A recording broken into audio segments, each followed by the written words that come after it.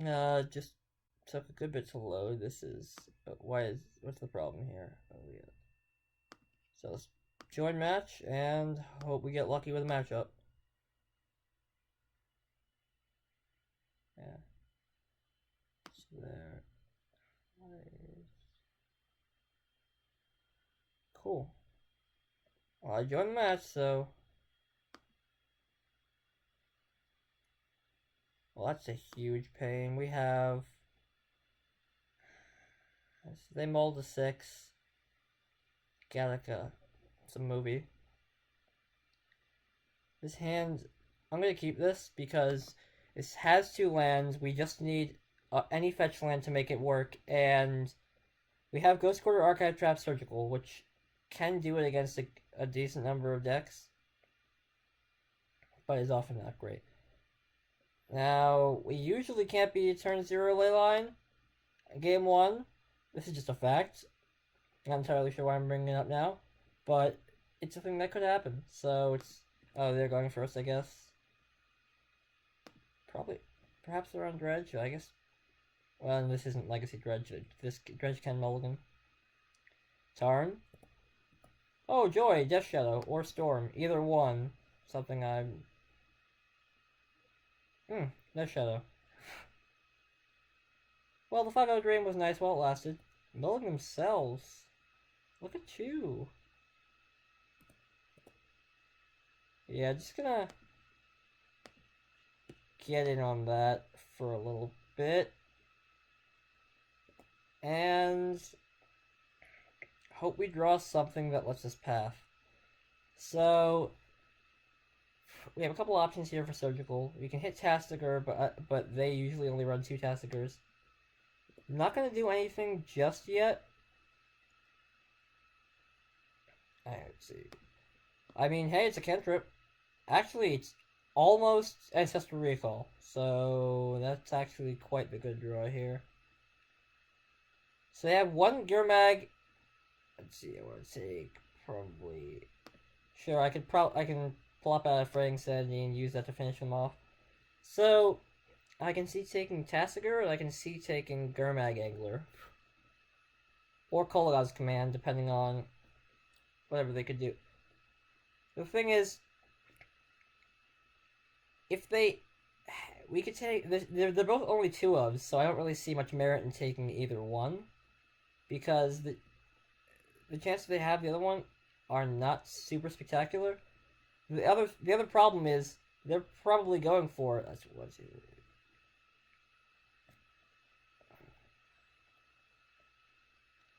They probably have Tassiger. I'm going to do it on their draw step.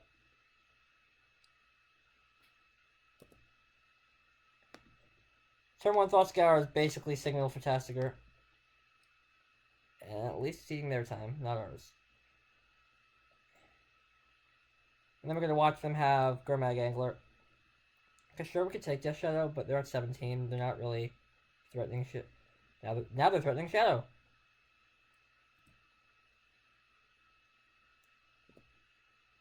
On draw step. Now this is their upkeep. On draw step. Still their upkeep.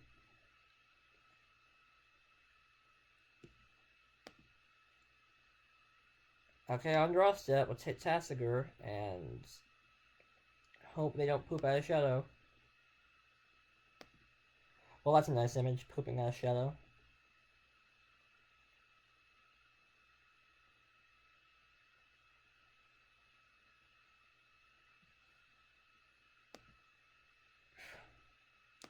Playing against Death Shadow is stressful.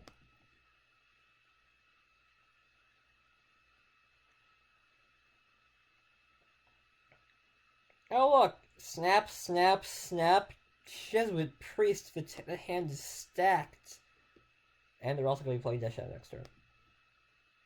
What do I mean next turn? This turn, of course this turn. Always this turn.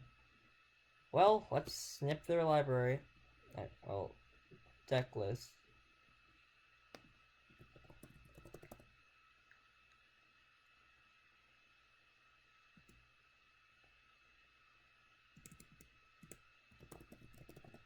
And let's get their library and hopefully be have this to remember. Jesuit priests, they have a lot of Snapcaster mages. Yeah, we need a white source right now. So we hit their island. In deck, they only have one more basic, so if we get enough lands, Ghost Quarter is strip mine.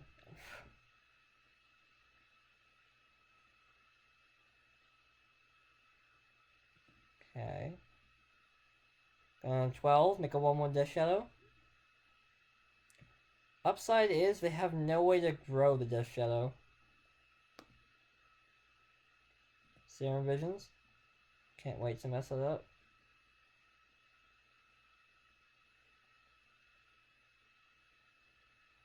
If we quarter one of their lands, we can theoretically get Ancestral Recall, but I don't know if that's worth it. We can just get Ancestral Recall whatever, hopefully soon. It's just... Oh, well, this is nice. I mean, this is also something.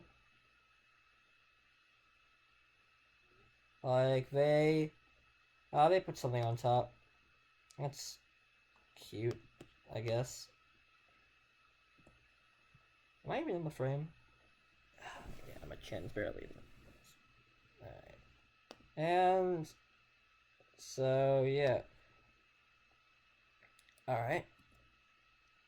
Still have a swamp at the library, so their hand is...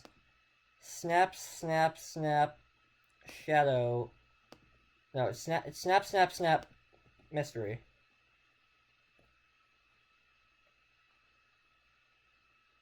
How many other Kolaghan's commands do they have? Oh, they have one more. And 2 main board stubs.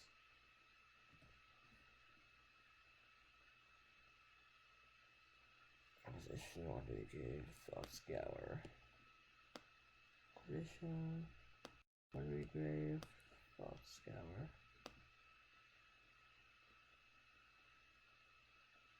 Oh, Gurmag Angler. Nice.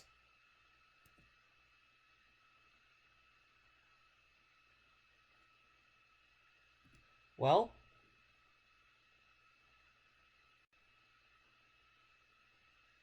here's hoping we recall into a white source. Because we're in a pretty good position here. I could take them off blue. That's a nice thought. Oh yeah, they delved. Shit. Well, that sucks. Can still take them off blue, but that puts us down to 1 land. Well, I'm not gonna quarter my own land here. Would be nice to get down a 3rd land, but I think I'm just gonna pass here. Take the hit.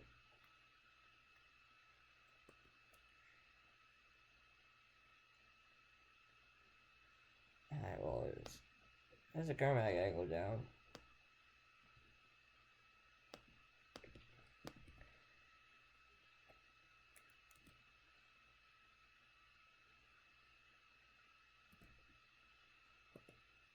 Oh, Thoughtseize. Take one of my many ensnaring bridges. Like, if we just get a 3rd land here, start churning out these bridges, I'm pretty sure we've won the game. Okay, they're not getting to 5 lands anytime soon, and we are pretty safe behind this bridge if we're starting on a 5/5. I mean, now we're probably... Don't know if they're going to take one, but if we manage to draw a 3rd land, then they're kind of boned. Takes path. Probably a wise move. So their hand is snap, snap, snap. Something we haven't seen yet. Oh, they're hitting us right. That's not good.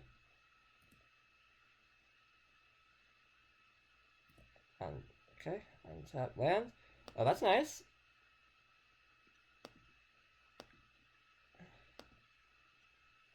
Now, if that card in their hand is not in fact Stubborn Nile, then we should be alright.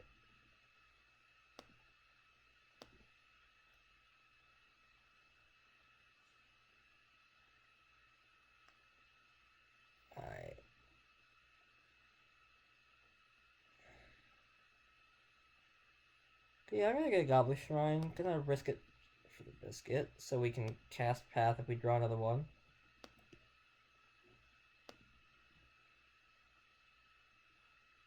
I mean, that's... Yeah, probably not gonna work on crossing that. So that's one stub down, so that means they have a 4... So they have a 1 in 22 chance of... Okay. So we were able to drop that. Next turn we should be able to drop another one. Just block Death Shadow, hopefully.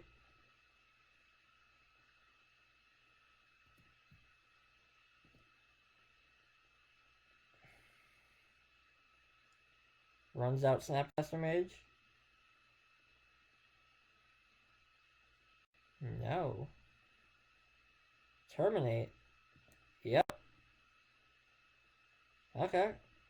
We get smacked for a number. 3.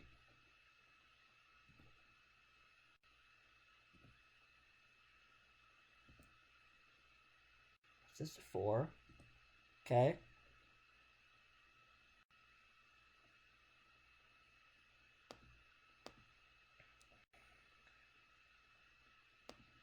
Yeah, let's get this. Let's do this now. Path, get them their 3rd land. And then I think we try to immediately take them off of it.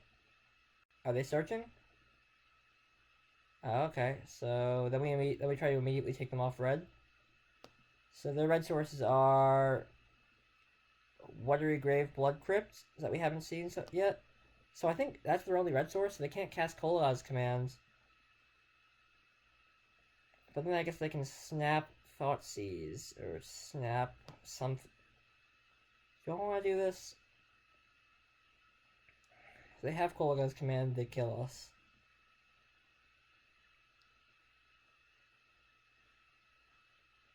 Yeah, this will be fine. Then again, they can flash in Snapcaster Mage, and that's a 2-turn clock. Well, do I want to take them off of blue or red? Red it is. And they're out of basics. Strip Mine's a fun card. If you have any questions about the deck, or my experiences with it, drop by in the chat, I'd be more than happy to answer. And pass the turn. So now, we can glimpse them and do one more thing. And land here is best draw.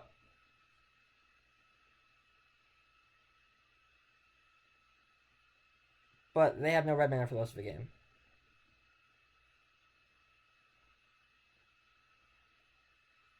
Yep, runs out Snapcaster Mage as just an attacker. Targeting Bolt. They have no red sources.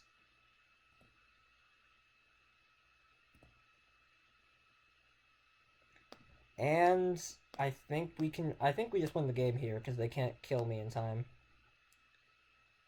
Because they have no direct damage without red mana, and we just glimpse them out of the game. Well, that feels good. That was kind of a sketchy keep, and it worked out against Death Shadow. So yeah. Okay, we take our 2.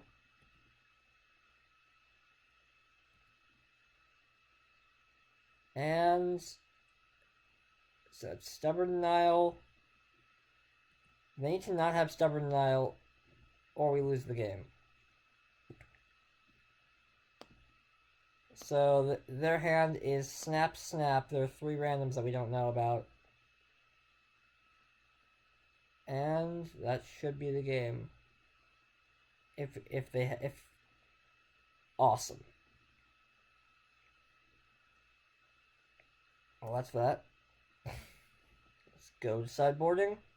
So, if you're not familiar with the deck, again, or at least the Death Shadow matchup, what I usually tend to do is try to become more reactive, and because they're turning out 5/5s for 1 mana, and we give them to them.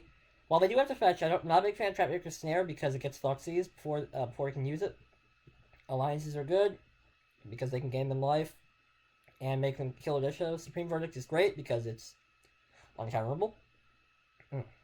Cut 1 Crypt Incursion because they can just smack us for a lot. And I don't turn Breaking in this matchup because we kind of have to race. That can sometimes be our best plan. Trim 1 visions because it's so good at putting us ahead, but they delve, as you saw last game, and get themselves below 20 pretty easily. And do I usually bring in anything else? Yeah, alright. And barring a strange Layla of Sanctity, which they probably don't have, we should be able to put up a fight. I don't expect to win this game 2, because we are on the draw, and that's kind of a death sentence against Death Shadow. But also they had a pretty reactive hand, and we were not. And while we are a proactive deck, we're not the kind of proactive that fatal push, snapcaster, block your creature, and then fatal push some other thing is kind of good against. That's the other reason why this is 1 land. We have a draw step. I'm gonna keep this. Oh yeah, they also multi-6 last game. We have an archive trap, and we have a removal spell we can play. It's probably gonna get Thoughtseized, but we have 2 draw steps to hit a land, and then we're good. Because Mesmeric Orb is an amazing card. It's kind of like a mix of Eidolon the Great Revel and Sulfuric Vortex. I cannot talk today. Well, let's go for the trap, and hope they don't have stub. And if they do have stub, then they can't play a free delve through it. 1 stub down. Alright, man. Sets us back. That does gain them a good bit of time. Did not draw a land, but they don't get to drop a turn 2 Tassiger. And they don't have black mana yet, though I assume they will very soon. And there's the black mana. Thoughtseize. Now's the chance. Now's the point where we really need to draw that land. And this keep becomes much sketchier in retrospect. Though it's good to know that their only red sources in their deck are a Singleton Blood Crypt and a Singleton Steam Vents. So we can take them off Kolaghan's command pretty easily, because I don't see them sideboarding to adjust their mana base. Yep, takes path. Alright, sure. Gonna go blue-white, get a Hallowed Fountain tapped.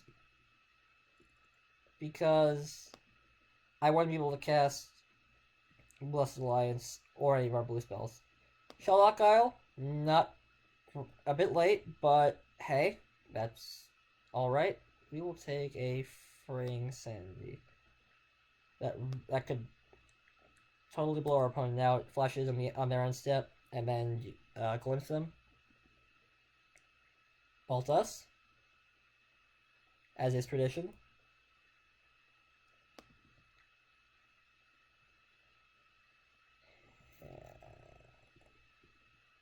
Cycle Street Wraith. Okay.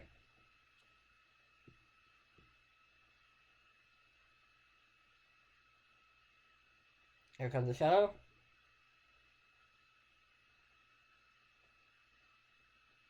Or Big Daddy. I was hoping Death Shadow because I can just kill it with Blessed Alliance, make them gain 4 life. Okay, Oboro's pretty sweet. They don't... So they have 4 stubs now, post-board. I'm going to try to kill this with Blessed Alliance, as opposed to dropping Mesmeric Orb or playing Glimpse. Or, well, really playing Fraying Sanity. Because I'd rather wait until we theoretically draw a 4th land, so we can play double 2-drop. Probably Mesmeric Orb with the way our mana is shaking out. Inquisition.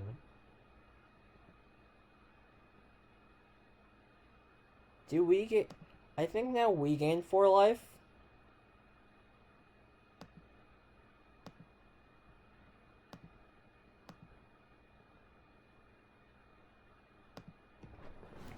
We could make them gain 4 life, but they can lose it just as easily. And now we're back to trying to kill their Death Shadow. Blessed Alliance isn't... not Death Shadow, Gurmag. They're playing it taps. I am not quite sure why they did that. They're representing Stubborn Denial, but they have 2 cards in hand, so I'm hoping that's not the case. Alright. And now we slam Mesmeric Orb and try to represent Path.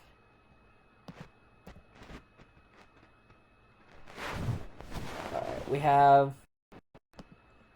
3 turns. Well, two turns on our side to kill them, or find a removal spell. All honesty, I probably should have played that Fraying Sanity and gone the clock plan, but we didn't have any black mana, so I wasn't know how reliable that would be.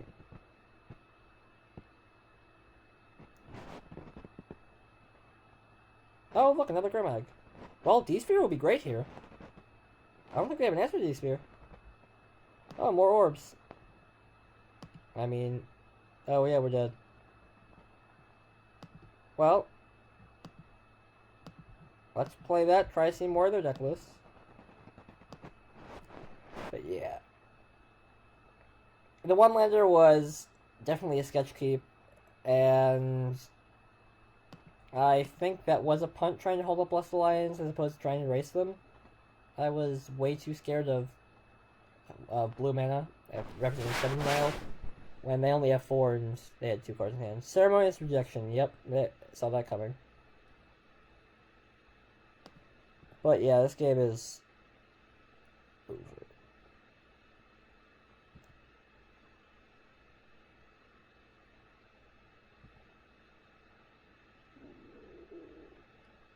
I brought a D-Sphere, didn't I? I will make sure. Yes, I did. Arvin's Trap is an awful top deck, which is why I'm not bringing it in. Also, that's why I don't have the snares in. Visions, Extirpate, Needle. No, this looks alright. We just need to have better hands. And have me not mess up. Shadow's like 40-60 in their favor. It gets a little better for us if our opponent's a schmuck. Okay, this is a one-lander I want to keep. It has turn 1 Dork, and fetch land makes this hand the dream. I'm never going to learn my lesson.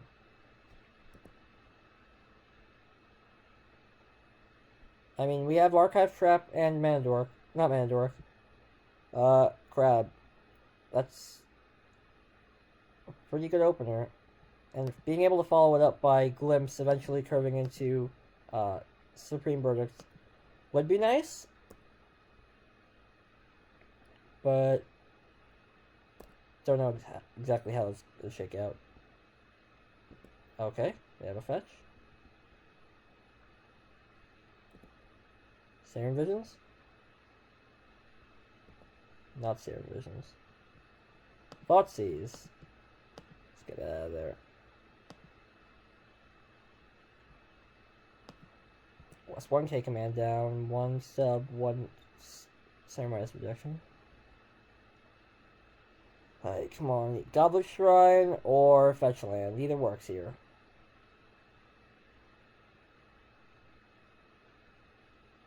Takes push instead of path. I guess they want lands. And I make really dumb decisions when keeping my hands. I mean, it had blue mana. Like, Archive Trap definitely incentivizes me to keep one-landers as well as having blue mana. But we got 21 lands. We'll draw into it eventually.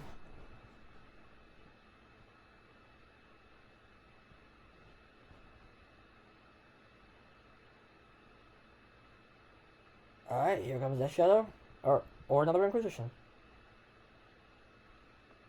Followed up by probably a huge fig.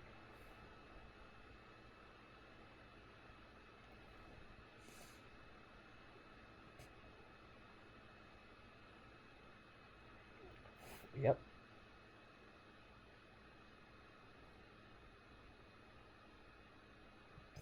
cycles.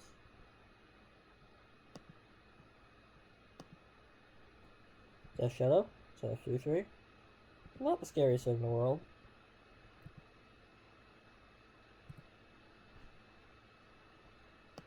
Awesome.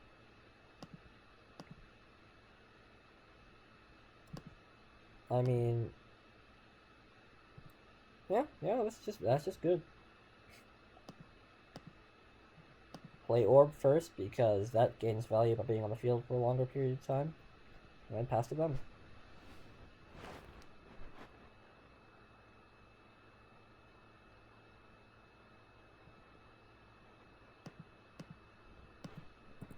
Yeah, not exactly going to be attacking the Phantom Crab very often. Not even to send a message because they have Snapcaster Mages.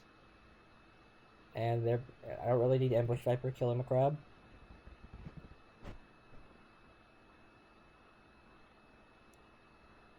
Now it's a 5/5. Now it's a 7/7.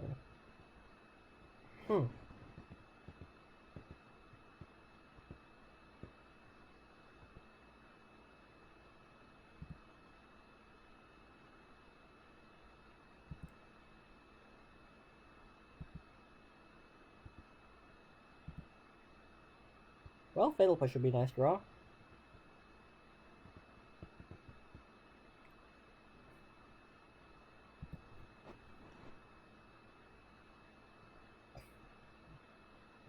Oh.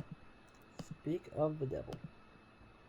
Don't exactly want Snap Stub on the table, so I'm just gonna go for it now.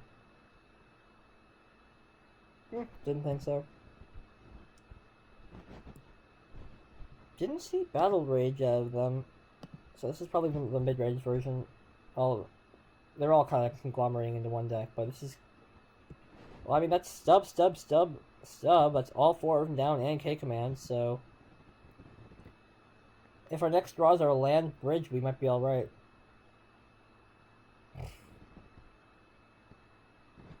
Visions, okay.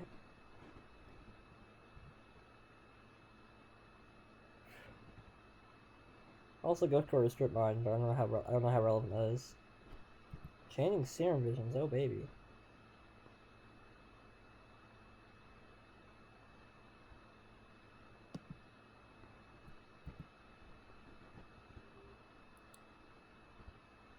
I don't expect Battle Rage, so I'm just gonna take it here, so we have a blocker next turn.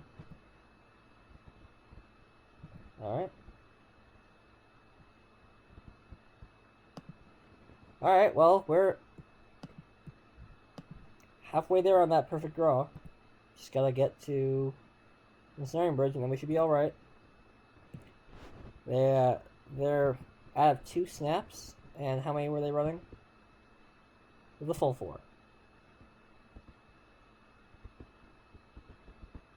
Well, they're down 3 snaps now, so we just need to be Ensnaring Bridge. Or they have Fatal Push, and we're dead.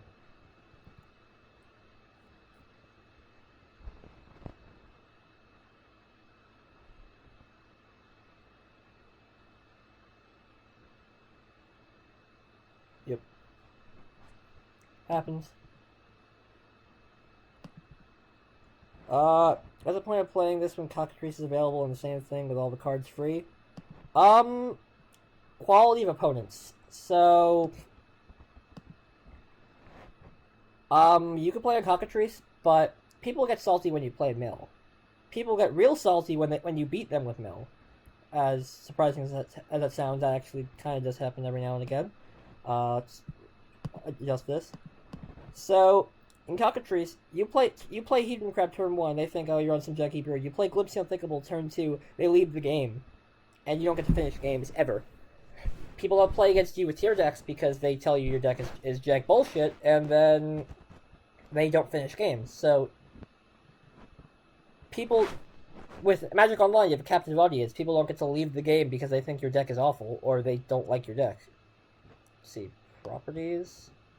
1 at the moment. Like, I played on Untapped for a while, and it was awful, because I finished, like, what, 3 games in a month? Because everyone would leave halfway through game 1. I mean, 3 matches, of course. Like, post-sideboard. And I don't entirely like being told that my deck is shit and I'm an awful person because some scrub can't manage to beat a turn 6 or turn 4, turn 5 clock with their red black vampires. So for me, it's all about quality of opponents, and that's that. I have not tried Cockatrice with the new rules engine, so that might be something to check out. But I I got a job last summer. I got the cash. I paid for it, and it's paying out decently. God damn, my dog. It's paying out decently because I get to play Magic whenever I want, which is nice. Which I could do on Cockatrice, yes, but I get to finish games of Magic whenever I want, which is something. Just remember.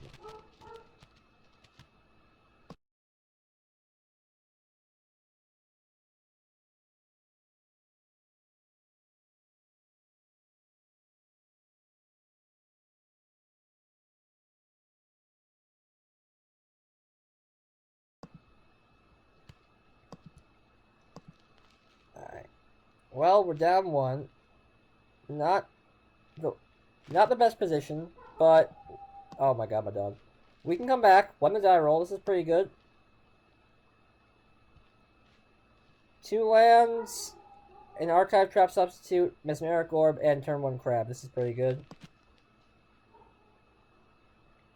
Not great against combo, but I don't know, this does stuff.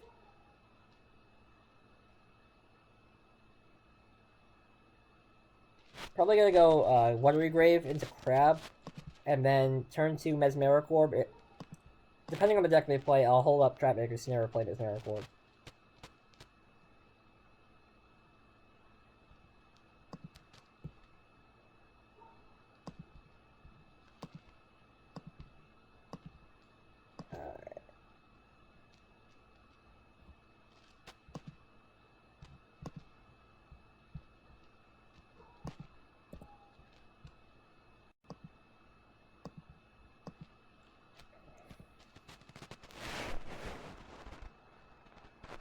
Alright.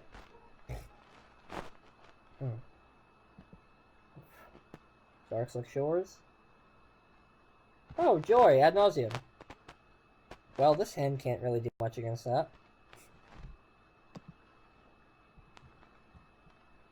Yeah. Though, trying to take them off of white mana with Ghost Quarter and then Trapmaker snaring them could be a nice play, but that will require some sick jukes. Then again, this could always just not be ad nauseum, but it probably is. If we can't take it game 1 against ad nauseum, their sideboard plan is pretty useful against us. Sure, I'll get Ghost Quarter in there in a second. We'll see exactly what they're on. They could be on like Sultai something. The straight blue-black controller fairies. Oh look, ad nauseum. Oh joy. Well, here goes nothing. And yeah, we have a reasonable plan here of just Ghost Quarter their 1 land and Trapmaker Snare to get into Archive Trap. And then from there just try to Visions of Beyond, draw 3 cards, and hope to hit a surgical. And other than that, this hand ain't great. I mean, it's better than a lot of hands I've seen against ad nauseum. Lotus Bloom exiled, so we have an amount of time ticking down.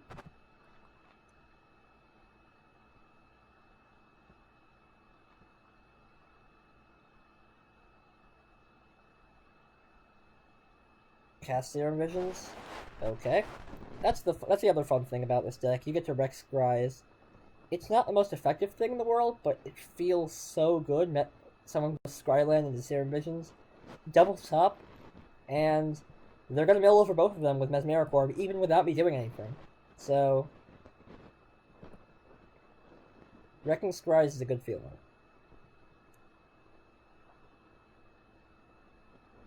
Also, if they happen to have Labman in the main, there are ways around that, but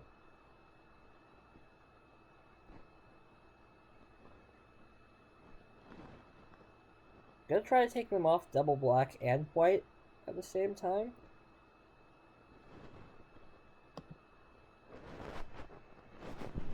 Alright.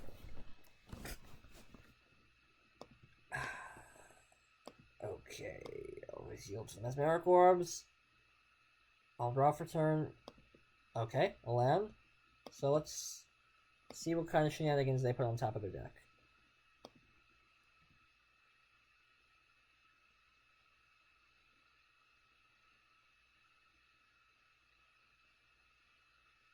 Well, we can surgical ad nauseum if we draw into a surgical, so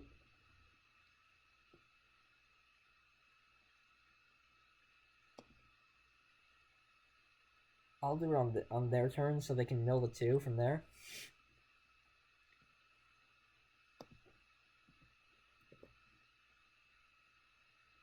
Oh, okay, cool. The lab man down. So that's one thing we don't have to worry about at all.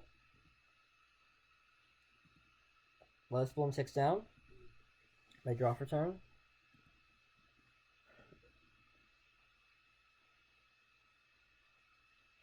So now surgical ad nauseum and we win the game. Or mill enough spirit guides. Pentad Prism with 2 colors. Okay.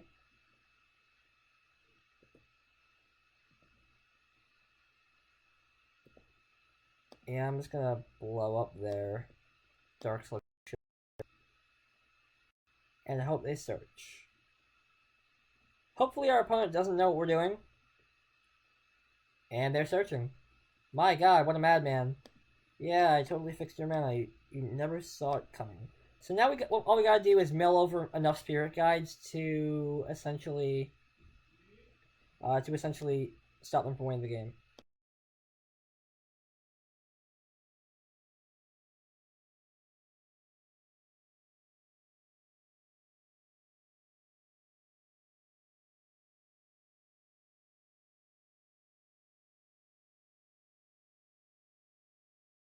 Alright, get him with that hot archive, that fresh archive trap. And there goes a whole bunch of things. They now have 25 cards in their graveyard, so we will be able to draw 3 cards here. Or we can just try to kill them by putting a clock on them.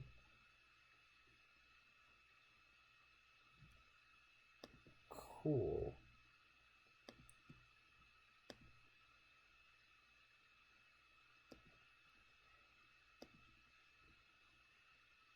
And they concede. Sweet. Let's get as much of their list as we can. So, in comes combo hate and stuff to deal with Leyline of Sanctity. So, we cut pushes, but we keep paths. Bring in fragmentizes. Cut ensnaring bridges and crypt incursions. Bring in D-Sphere, hide and seeks, Pith Needle, and extirpate. So what do we cut from here? They don't search, so I guess Trapmaker Snares?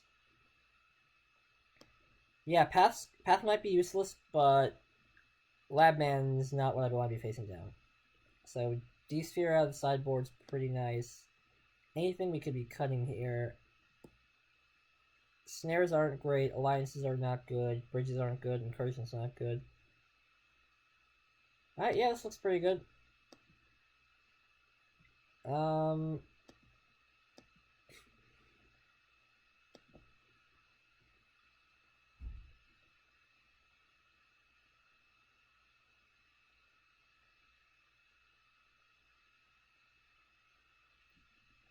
Yeah, and now we wait for our part. So, if all goes well, we get white source plus fragmentize. We should be able to take them down without much effort because a timely surgical extraction on any of their combo pieces, except for Labman, will basically win us the game. And because, well, we don't need surgical Labman because if Labman's in the yard,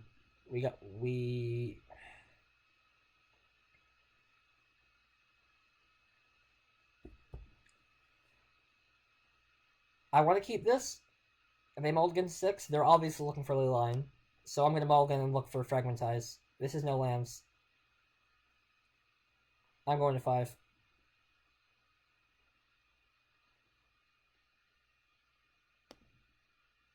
Come on, fragmentize and wait. This is adequate enough. The first hand was nice, but had no way of milling them without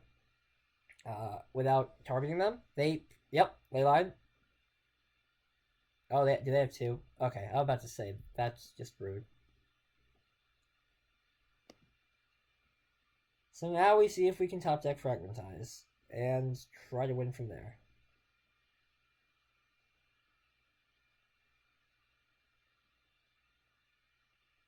Now we can tap their City of Brass with impunity. Serum Visions, okay. Questionable perma art.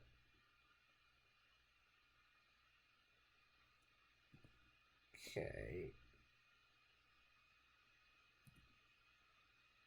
Fragmentize? Nope.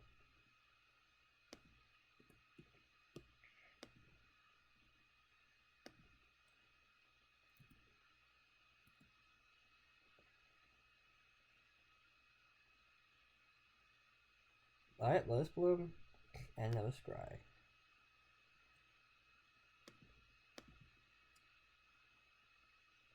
Well, there's a time limit on our little excursion. Sure, let's go to 1 degree of taps.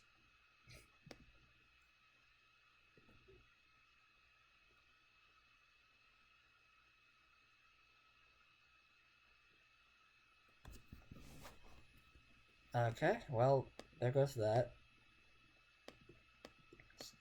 Cast Mesmeric Orb, because Mesmeric Orb does not target. Should be able to hopefully mess up their scries or whatever. Though we are on a ticking clock.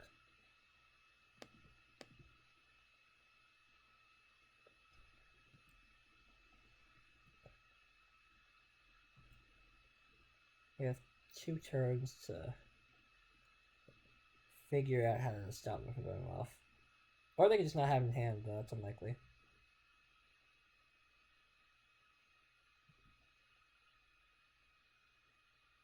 Ah, yes, they're on the good old-fashioned do-nothing plan.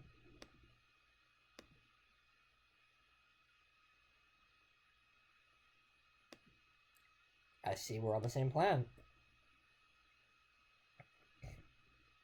Well, we have an out to the Labman victory.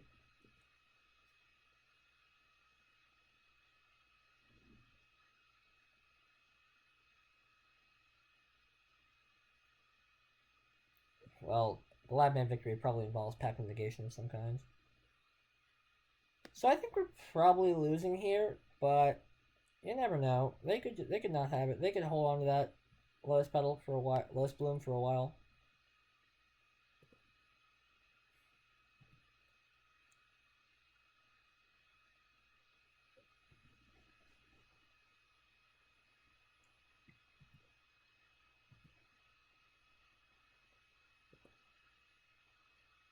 Oh, suspending another one. Cool. They're just waiting, which is nice. Then again, they can go off on instant speed, so I don't know how nice that actually is.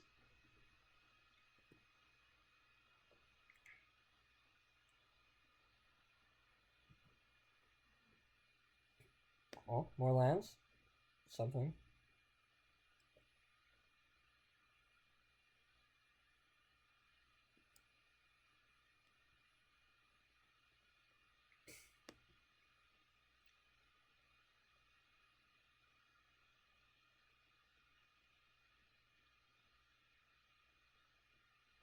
Okay.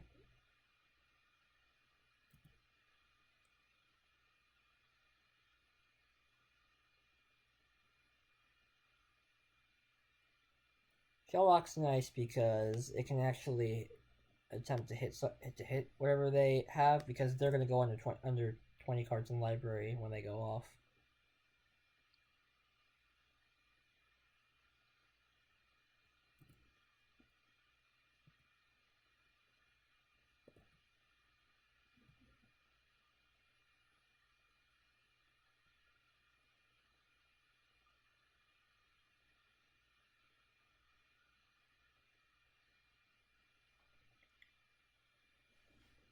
So they're gonna have 1, 2, 3, 6, 9 mana here. 10 mana next turn.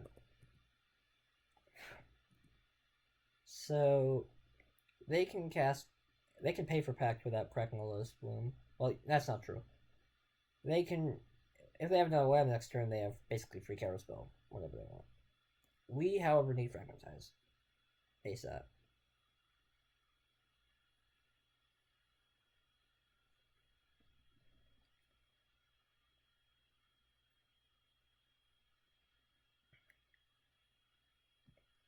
Okay. Well, they're at least gonna mill one when they untap.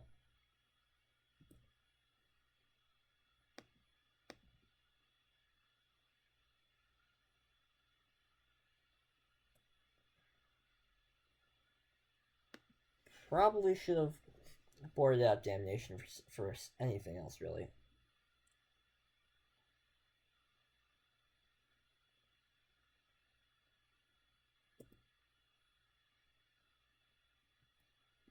Monastery Mentor. What? I guess Damnation does something. Definitely gonna cut that from Supreme Verdict, though, at least. Well, maybe they just have nothing.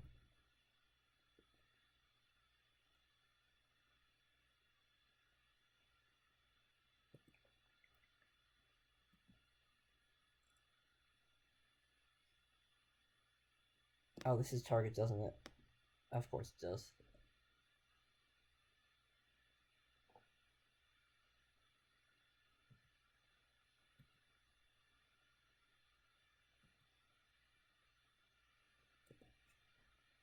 Well, on their end step, gonna go get a land, I guess.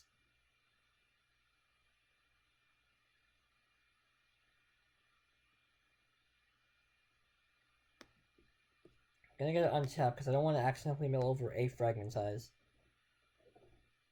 Yep, well, instead we get the third Archive Trap, which is... Like, saying the word is the third Archive Trap usually means something pretty nice, but when they have a Leyline in play, it's less appetizing. Definitely. I need to figure out how to get this camera working. Okay, how they play Hallowed Fountain Taps.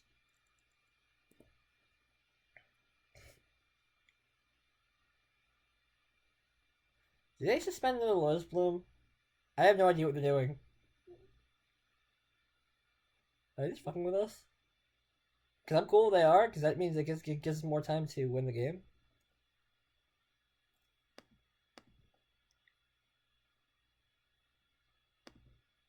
Alright, well, let's try it.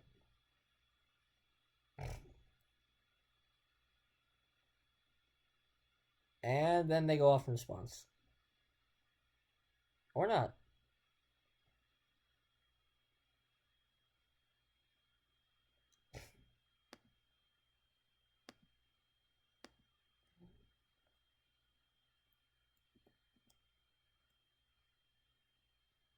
Sure. Seek. Target them. Black. White. Let's eat something out of their deck.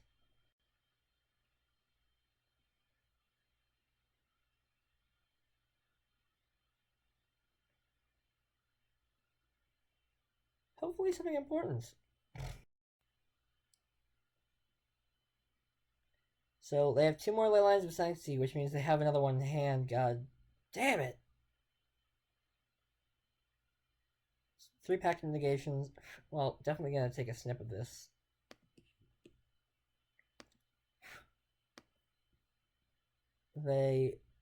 All 4 ad nauseum still in their deck. Labman, they have Lightning Storm, and they've drawn all the Simian Spirit Guides, so I guess I'll just take Labman.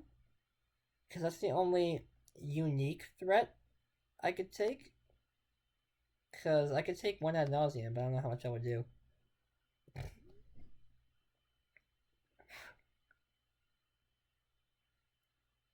Alright, well, I guess they get... They can also play Monastery Mentors, which could be a problem. Yep, here comes another Leyline.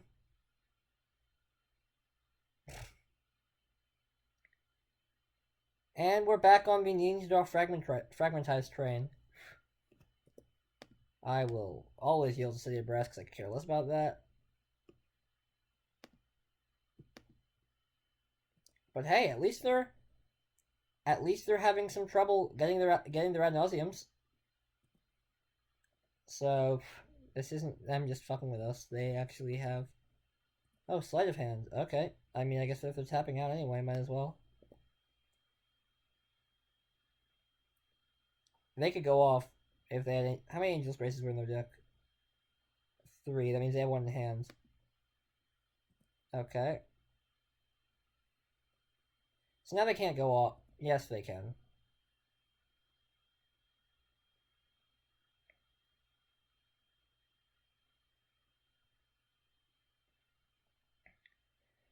Well, most decks of this caliber usually only play 3 copies of whatever it is. The Pact Negation. Surgical. Oh no. So, back to sitting here waiting for...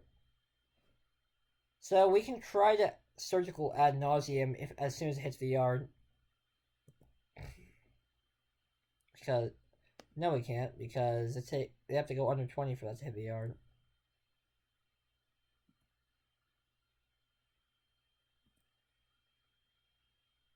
Pact. So we got 1 Pact Negation down. That's something we can surgical if we need to. Okay, another Mentor. They get another Lotus Bloom.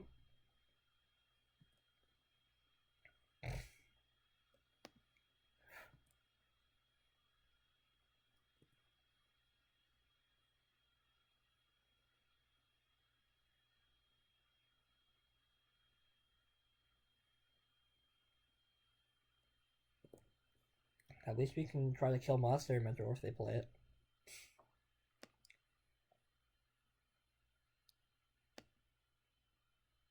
It's entirely possible that they're just off the plan of the Lightning Storm plan, because I didn't see any Stinging Spirit Guides or Lightning Storms, or they could have all 4 Spirit Guides and the Lightning Storm in their hands. Neither which thoughts are comforting, but not bad.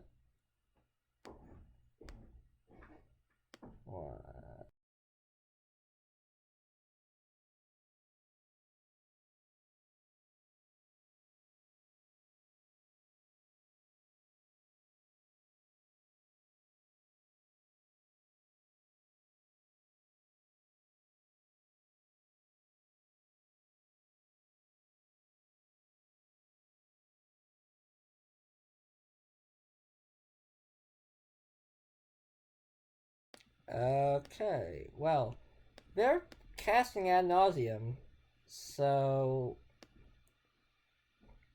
we don't really have much to say about that at the moment. They're gonna reveal a bunch of cards. Okay.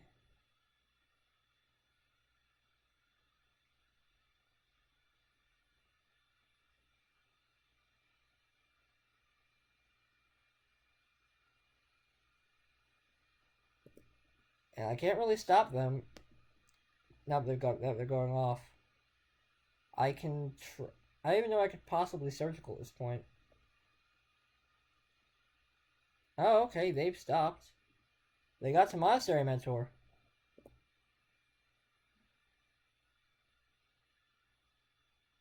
I have no idea what we're doing.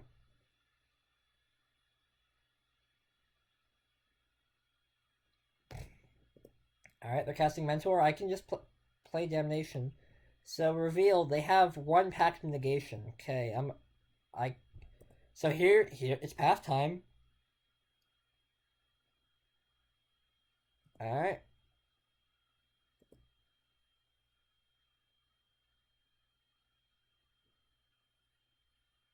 Are we seriously going to... I guess they must have gone off the other plan. Are we seriously still in this? Oh no, that guy's gonna die. Sure, you get your monk token, but I don't chuckle. So here's the part where we surgical pact negation. Yeah, that looks like a pretty decent plan. And then so we get rid of their counter magic, and then we just kill Monastery Mentor.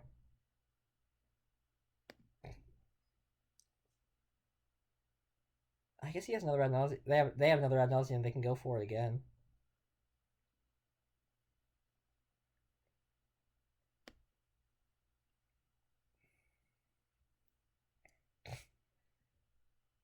Actually, I think I'm okay with just let it. Yeah, okay. They're going off for the pact. They have 3 mana up, so I'm just gonna path this guy here. Or do I want to do that? Because they have what? 1 pact. I can damnation next turn. Okay, actually no. I'm definitely gonna path it right here. Cause if it, because they're probably gonna waste their other pact if they have it. Cause we've seen one go into their hand from their deck. We milled over one, and then and if they have another one, that's that. So they made 2 tokens.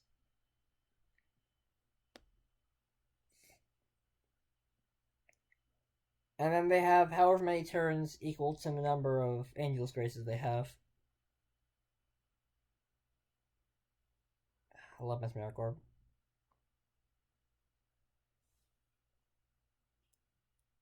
It's not out of left field to just see a random concession here.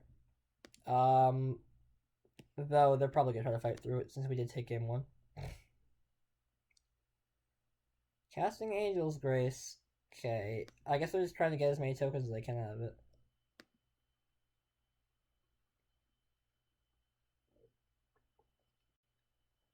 So wait. So there are 4 mentors total. 1, 2. Let's see. We've seen Pact, Angel's Grace. So mentor. We've seen 2 mentors so far.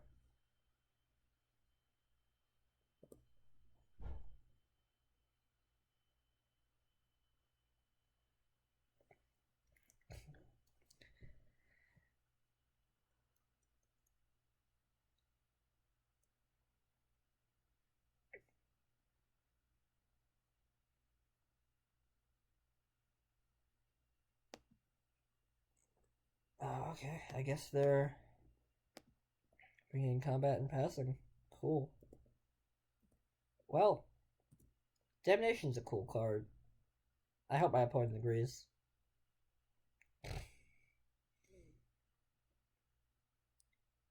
Oh, they discard their ley lines and their ad nauseums.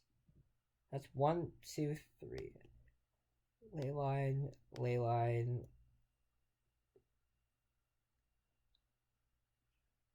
So so that's 3 ad nauseums down. I don't see them casting another. That's all 4 ad nauseums down. 1, 2, 3. So if I just damnation here and it doesn't get countered, then well, if it doesn't get countered, then I don't see them winning the game because I have to naturally find their Monastery Mentor because they only drew into 1.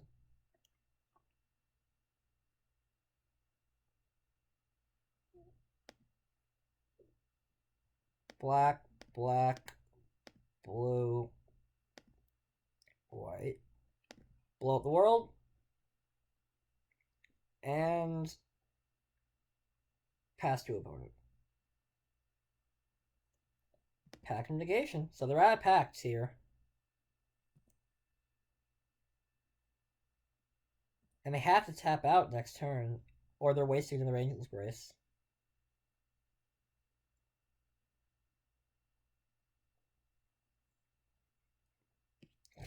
Oh, they have.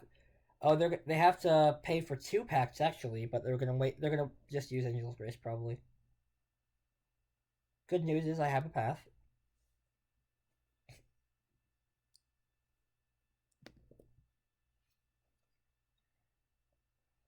Yep, Angel's Grace.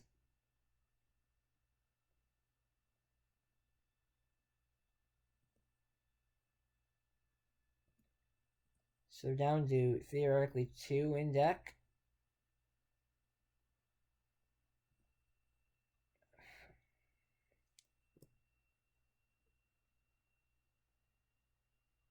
One in deck.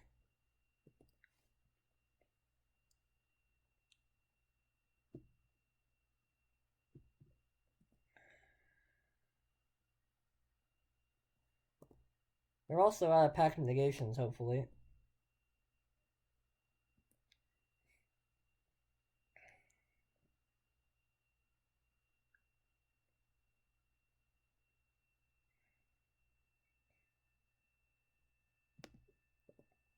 And then they're gonna go off, try to kill me with monk tokens, but that requires getting them all up to 7/7s.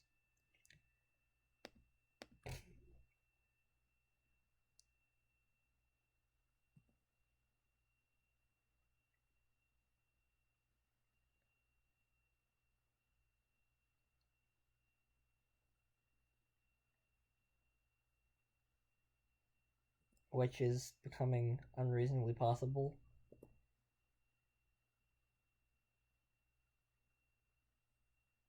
Okay, well, they are storming off with Pentad Prisms. Good thing I have this path. This would be very scary otherwise. Also, they only have 3 cards in hand. And 3 mana. Well, 5 mana. If they cast another Pentad... My god! That's a spicy meatball. Leyline is very good, but the matchup's alright. What's good, Quake? Sorry, I didn't see the message before. Cool. Sleight of hand. Well, while they only have 1 card in hand, I'm gonna kill one of them. And hopefully just chill from there.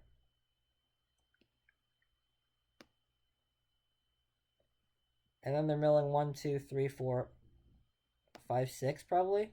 Fail to find. So they have 1 Angel's Grace. So after they deck themselves, they have 1 turn to try to kill me. That's it. So now they can cast 4 mana worth of spells, 2 spells max. Yeah. Big monks are pretty scary. And they're also running down their own clock. This is game 2, and we did take game 1, so... Yeah. I don't exactly know what they're casting. Direction on life? Yep.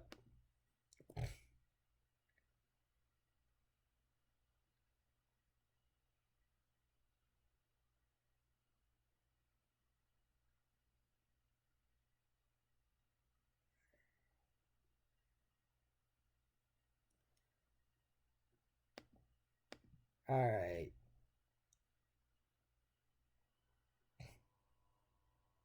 Land is... So, my hand is empty. I can't do anything. I have to hope they have nothing.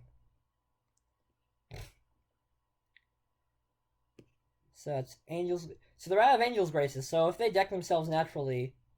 If they do not have... If they have nothing for 1 turn, I win the game. That doesn't look like nothing. Oh no, that's not nothing at all.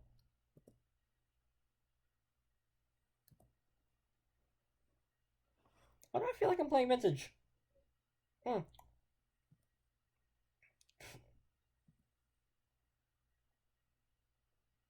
Alright, well, let's go to game 3. Bring in Supreme Verdict. That is the lesson here. Crypt Incursion is still not great. Ensnaring Bridges, not great because the card's going to be trapped in my hands.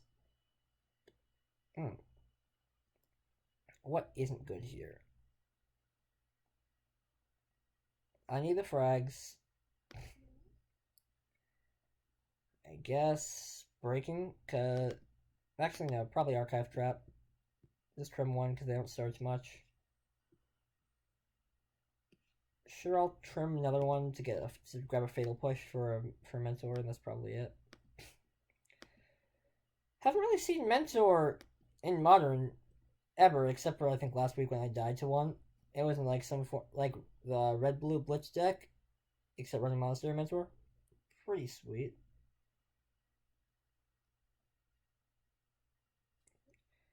But yeah, we should be able to go first, and we should hopefully be able to mulligan to Fragmentize plus really any mana. I'll take Fragmentize plus mana and try to find white mana later.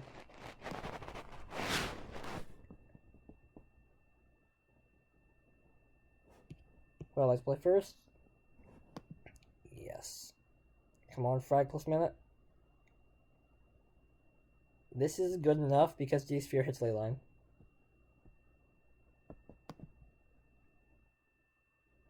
And hopefully they shred their hand looking for Leyline. Or they have an opening 7 with it. Now we just gotta draw a land and we can D-Sphere the Leyline and then start going to work. We have decent stuff to deal with it. Best draws over the next 2 turns are Black Source and Glimpse. Or Mesmeric Orb. One of the two. Mesmeric Orb is good. Mesmeric Orb is very good.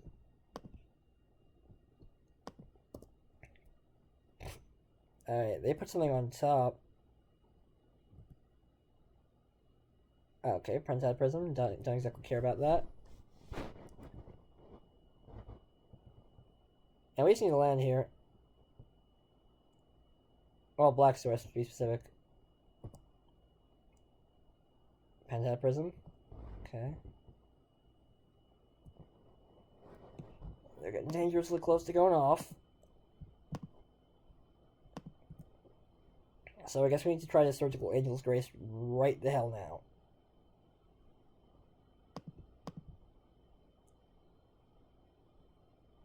Well, that's not a land, but it is doubling what we were doing before, so it's something.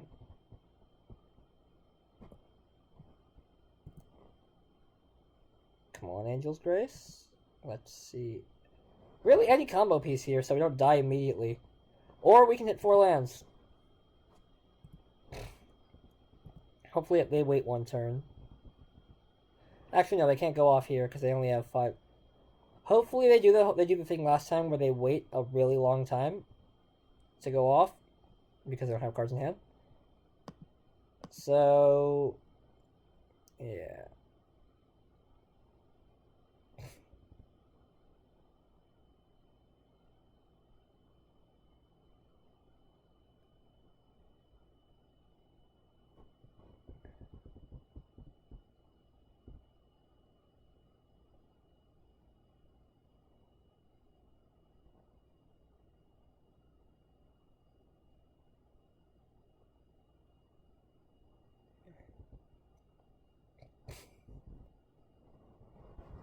We have Path for a Mentor. We're definitely looking to Surgical Angel's Grace. That's the key card we need to hit here, because that is split second. And our opponent is on 5 minutes, so they probably want, well, 6 minutes to be precise. They probably want to hurry it up a little bit. Check if we got people watching or not. Doesn't really matter. League's a league. This is a friendly league, though, because I'm a stingy piece of crap. But, yeah.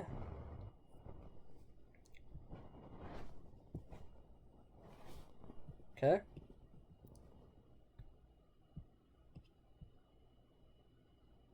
If anyone has any questions about the deck, drop them in the chat. I'd be more than happy to answer.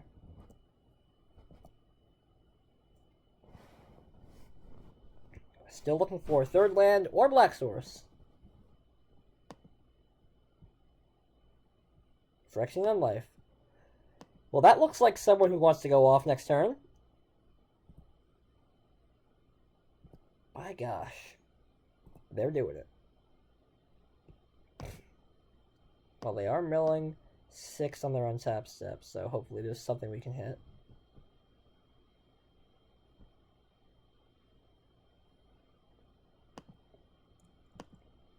Well, I guess this is my life.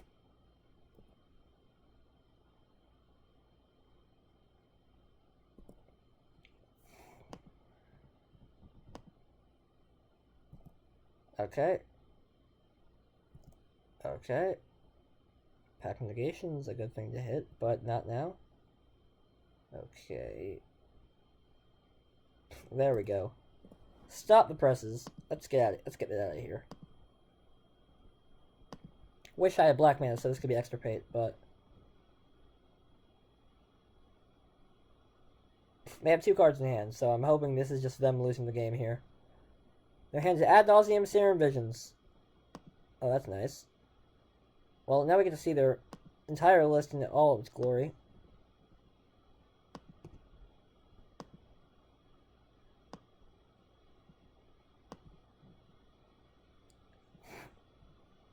Okay, let's take a snip of the entire thing.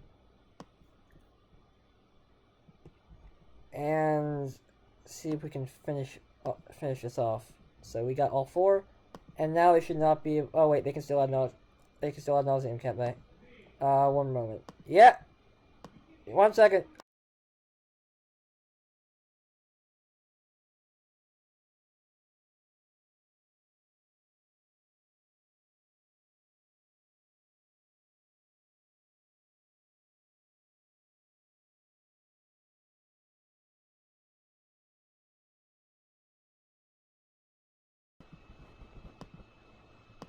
Problem here is I think they can still go off with Ad Nauseam. Probably should have tried to hit Ad Nauseam, but yeah. Well, that was a mistake.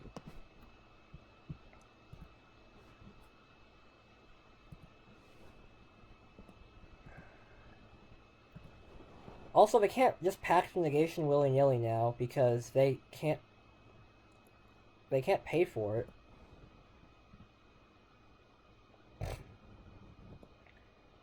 So let's see how deep they go.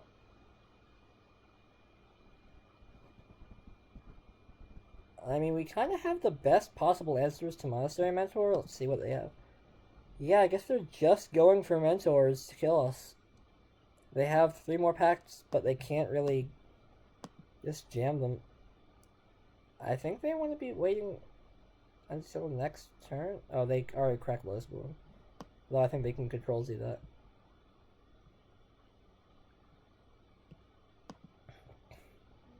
Just 1 moment, really get a tissue.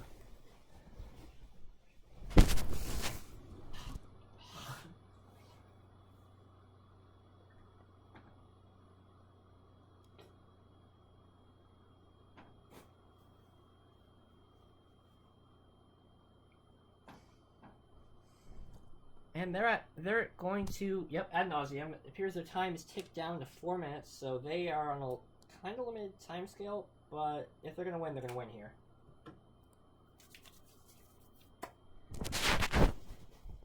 Alright, well, they can draw their Pacts of Negation in as many forms as they'd like, but I'm going to pass their stuff.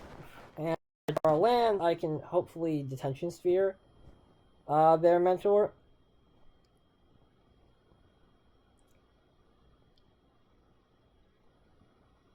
And they also only have 2 mana here. And they haven't played a land yet. If they have exactly 3, then they... But I get to kill their first Mentor. Okay, so they have exactly 3 mana here. I get to kill their first Mentor. 1, 2, 3, 4, 5. So they can't play Mentor and hold up Pact of Negation. So we're in a decent situation here. Wait, how are they gonna win here? Oh shit, Lab Man. Oh shit. Yeah, that. Shit. Well, wish I found some black mana for Extirpate.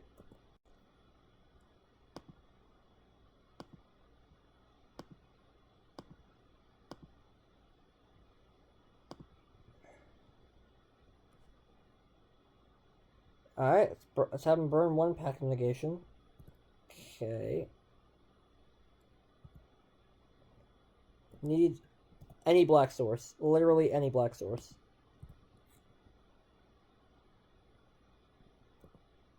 And they're discarding down to quite literally Pact of Negation, 5 other cards.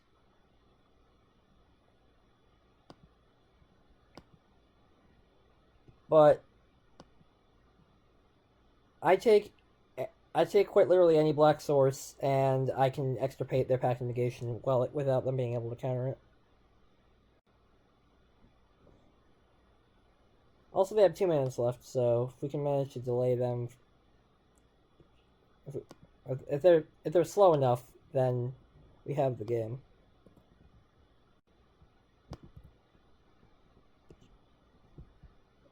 Well, there's.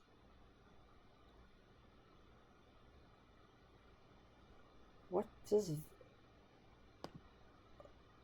Or we can do that? Don't really think that does much. We can try to fragmentize their Phyrexian Unlife, make them lose. And hopefully they let it through. Sure, let's try that.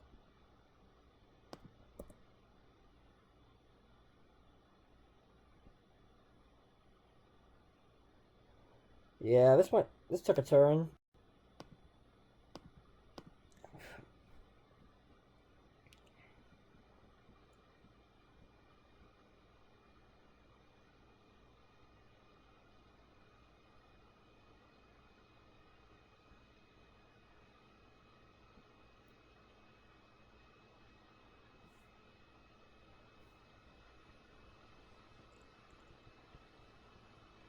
Yep, packed and then pass.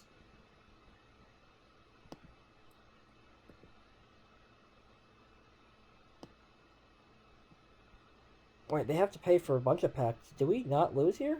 I don't think they can instant speed cycle draw a card.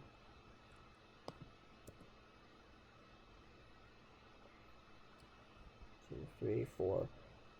Yeah. Or apparently we won the game because I forgot I surgicaled their Angel's Graces.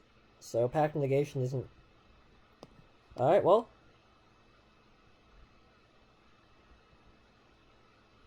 I'm just gonna F6 and hope it works out.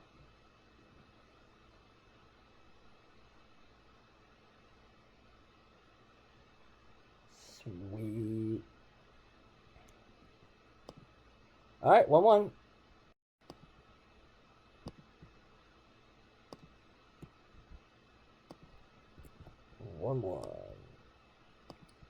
Marginally adequate. Get a charger for this laptop. Sounds good.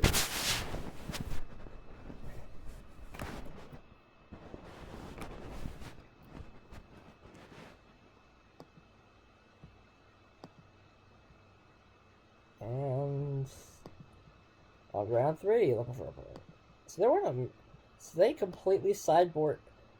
They completely sideboarded out of the Lightning Storm kill, which I don't even know if they had in the first place, for being honest. But I completely forgot about the Lab Man kill game 3. And so the right move there was to try to surgical ad nauseum and wait until Mesmeric Orb had completely shut its hand. Though hitting Angel's Grace does mean that I can force their hand with pacts, so it didn't punish me too badly. In fact, what I may have done might have been correct, but worked out. So there's that. If anyone has any questions of the deck, they'd like to drop by in the chat. I'd be more than happy to answer. I've been playing the deck for a while now. Since what is it? Since Dredge started showing up around, like, what, June of last year? So, more than a year now. BKH. I don't like this picture of getting in the trials. Brings back repressed memories of emblems and countered Path to Exiles. This is 3 lands. This is fine. This is pretty good. This is very good.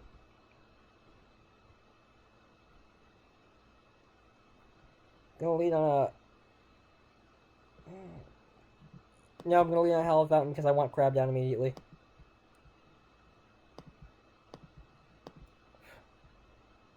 I might play Shelllock turn 2, so I can drop turn 3 Fraying Sanity and try to turn 4 meld them for 20. Might forego the turn 2 Glimpse. Not entirely sure if that's correct, but we gotta play it. We gotta play it sometime. Okay. Okay. Also, dodges helps us dodge spell snare, but it gives them time to. Now I think we go for that. They have spreading. If this is what I think it is, we'll see what I think. We'll see what this is. I think this is blue eye control though, and if they can't land Gideon in time, we're safe. Gonna try to take them off of. Maybe try to take them off of their mana with the thing.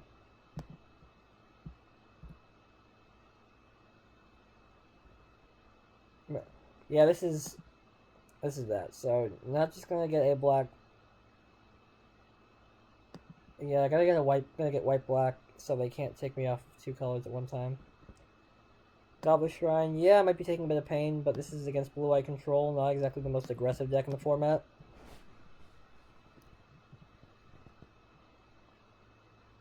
And as much as I want to set up the 20 card double Glimpse the Unthinkable, don't know exactly how receptive they're gonna be to that if they're holding a mana leak.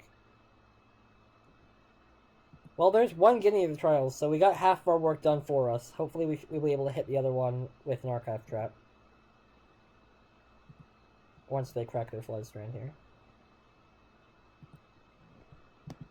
Okay.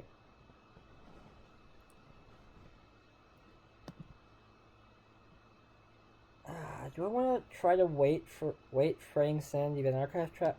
No, then they have counter magic up, and I also don't want them really don't want them drawing the Gideon spells. So did not hit the other Gideon yet. Hopefully we can try to kill them before that happens.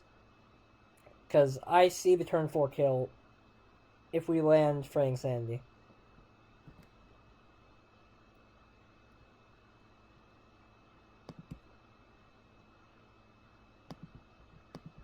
I gotta go for it, because I can't just not play cards.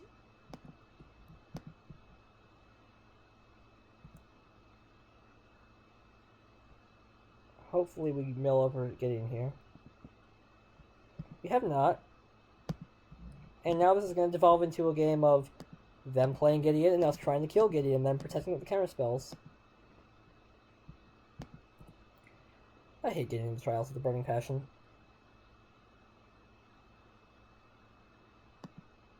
It's emotionally scarred me. I really... And here comes the mana leak. Nope. At least it's out of their hands. And now we had to find another way to kill them. Hopefully, Shelldock into an archive trap would be nice. Don't do it. Don't do it. I know you want to. Don't do it. My opponent is contemplating listening to me. Don't know if they can hear me, but I know that deep in their heart they believe that they don't want to play Gideon Trials. They don't want to make me cry myself to sleep tonight. Awesome. I knew my opponent was a nice fellow. They did not want to make me cry myself to sleep. Sure, I'll get a land. Blue. So I have double black, double white, double blue. I want triple blue. So let's get that up there. What are they playing? Wall of Omens. Alright. I have no quarrel with this. I could see myself popping Ghost Quarter on one of their lands. Just to try to take them off of basics.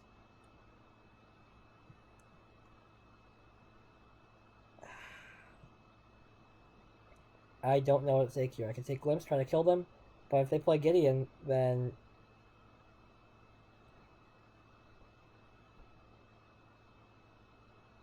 I have to take Path so I can kill Gideon.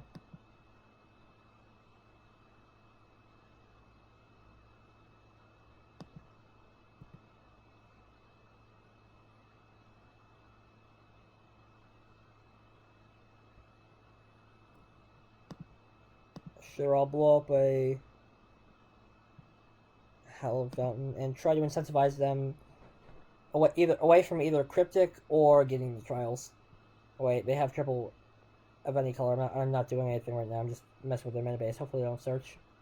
And they're terrified of Archive Trap. Do it. Ooh, looks like someone subscribed. Thank you for the follow, Total P Clover. Well, not P Clover, PC Lover. If anyone's interested in, they did not search. If anyone's interested in following the stream, enjoys watching Mill, please give a follow, so we can try to hit that 50 mark. And that's a colonnade that they can't activate. So we try to hit that 50 mark and make this a more regular thing. Thumbs up. It's pretty sweet. Delta. And hopefully hit another Gideon. I may be talking a bit Gideon-centric. The way I'm talking might be a bit Gideon-centric here, but I am absolutely terrified of getting the Trials. Like, it haunts my dreams every night. I stay awake, thinking of the Gideons. Don't do it. Don't play that Gideon. Oh, D-Sphere, okay. If they only have one Gideon and I've been terrified for nothing, then, I mean, that's something, I suppose. Gonna go to land to maximize this crab here.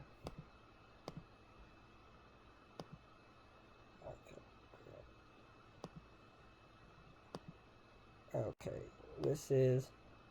Sure, I'll get a Water Grave here. I'm not gonna pay the arbitrary 2 life for no reason. Meld them for 3 more. Hopefully hit their other Gideon.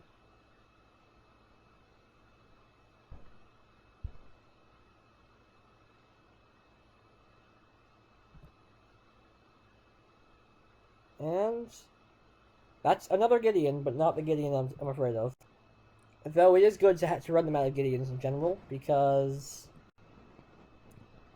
the more Gideons they don't have, the better. Oh, and now I'm just gonna casually cast Ancestral Recall against the control deck.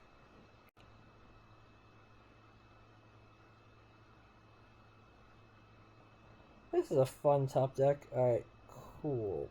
Play lands, then leave up blue, gonna blue-black. Glimpse them.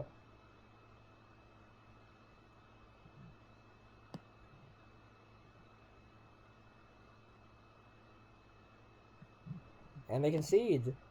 So we managed to dodge the Gideon now, but if anyone is currently questioning why I'm muttering to myself about Gideons and Juras and whatnot, it's because this matchup becomes entirely around, can I deal with Gideon in the Trials? Or any Gideon if they have the emblem down. And that's about it. I don't know if my opponent realizes what the emblem does, but it essentially says I can't win the game. So trim what? I need the visions. Trim the snares. So against blue-white control, we trim Trapmaker Snare because it gets countered. We keep in the Archive Traps. We trim Breaking because it's not a great top deck. We keep the Fraying Sanities because they're powerful engines. Same with Mesmeric Orbs. Go down, up Crypt Incursion, up an Extirpate, and up a Fragmentize, down the other Crypt Incursion. And I kind of like that. Yep. Alright, sounds good. So hopefully, best draw here is turn 1 Epiphany Needle on getting into the Trials. This is, however, adequate. This is double Fraying Sanity. Then again, this can't actually. They kept 7. This is 4 lands. I'll keep this. Experimental. So luckily, this is not the version that has blue. Has, what is it? How you say? Leyline of Sanctity, which some blue-eye control decks do run.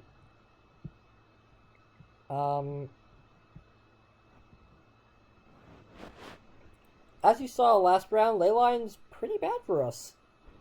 We can win through it. Mesmeric Orb is just as awesome as it is otherwise. But still have something I want to see on the other side of the table. Problem with this hand is it's kind of slow, and I might cycle Visions of Beyond here, purely, or I might just try to slam Mesmeric Orb turn 2 because that's great gas.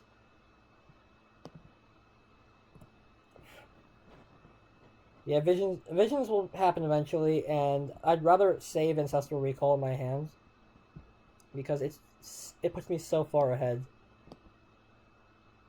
Alright, this is good news. They cannot get you next turn. I'm gonna on Modern, both the two paper Modern tournaments I went to most recently, Friday Night Magic last night and Wednesday Night Magic, I lost the game of Trials. And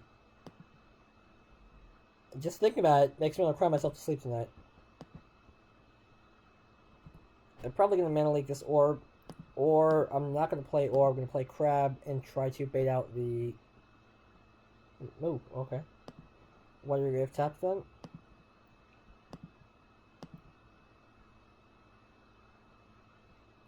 I mean, Crab doesn't really look very high value as a target, but it's any and all engines are good against control decks because they can counter our spells all they want, but if they're milling just for untapping, or then they're kind of screwed. Fraying Sanity is nice because it's basically a second everything.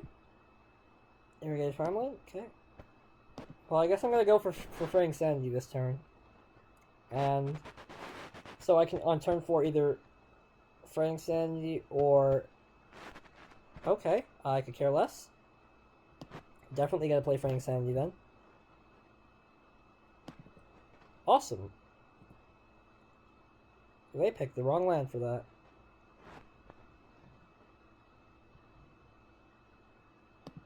Well, now we have 2 Ancestral Recalls, which will put us very far ahead against our card advantage base against our opponent, whose deck very much enjoys having card advantage over their opponent. That was a mouthful, but couldn't exactly figure out how to spit it out any better. I'm not exactly great with the talking words, as I've never heard anyone say before. But yeah, so Fraying Sanity is real sweet. Like, I'm seeing as a 2-of right now, replacing Ashiok Nightmare Weaver. Which is what I used to play as a 2-of in the 3-drop slot. But Fraying Sanity, Ashiok was great against control decks, it was a good value engine, and I could take a Thermal Wave, kill a Planeswalker with it. Fraying Sanity is magnificent because it doubles everything. It's not... God damn it. And now this is happening. This is my life now. All Gideons. All the time.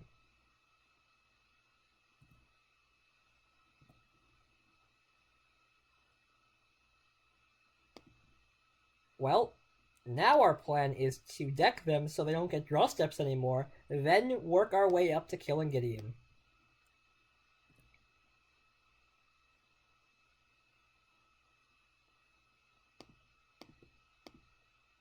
And now it's Fraying Sanity them again. And sure, they could get in one hit with Gideon, but I'm not exactly afraid. And now, so they got milled for 3 with the Crab. They're going to get hit for 3 more. 1 second. And now they have 22 now on... Oh, it's on their upkeep. Dang it.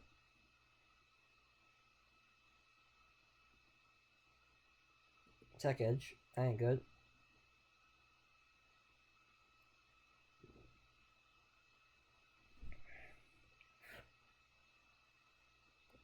Path Crab. Okay. I will get a White Source.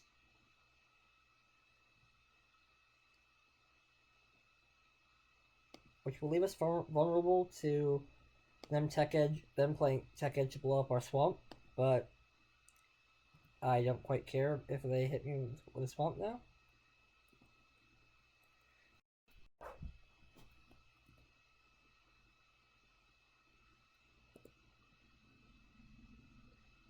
Alright, we have 2 Ancestral Recalls. Let's try 1 now.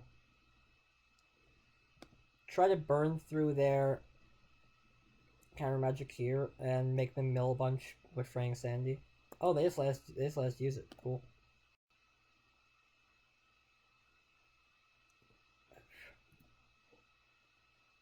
All right. Cool.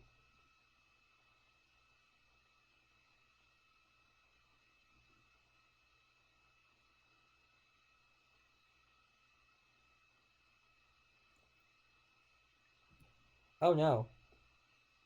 Oh no. That ain't good. That's quite bad.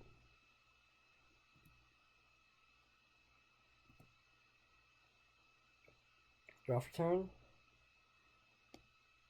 Well, here's what's gonna happen. We're gonna draw 3 cards, try to Wrath. Not a Wrath, but that's a path.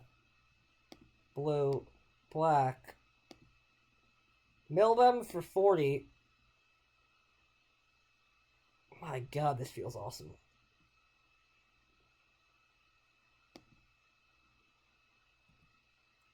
And then try to double path our way through Gideon.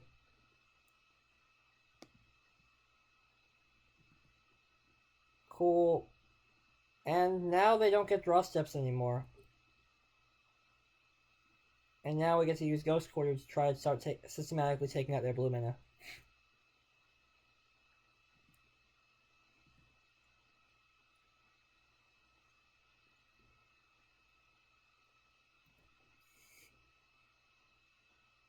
Oh, okay.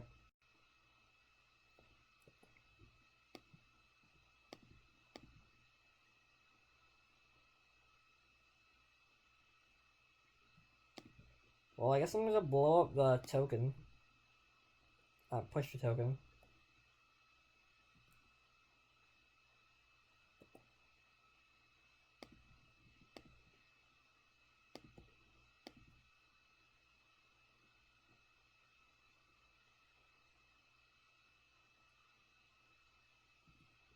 I'll take 2.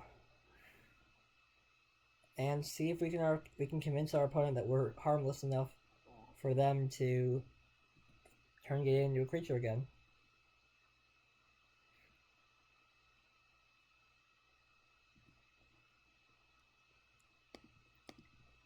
I'm not gonna play Mesmeric Core because I don't feel like decking myself. Best draw here is probably Detention Sphere. Or that. More of that. Always more of that.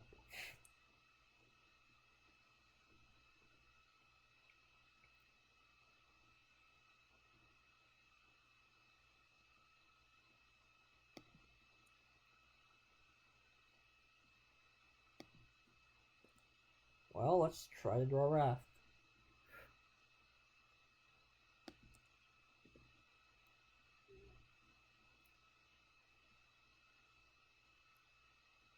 Click me? Oh, that's not good.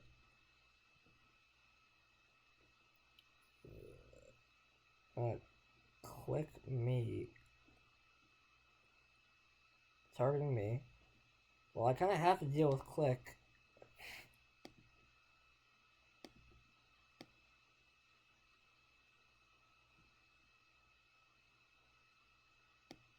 Otherwise, I'm gonna die.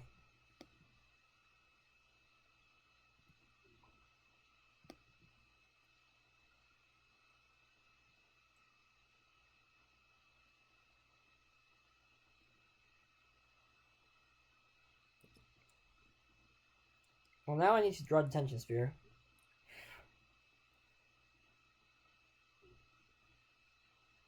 Or I'm going to lose the game. Alright, drew a land. Great.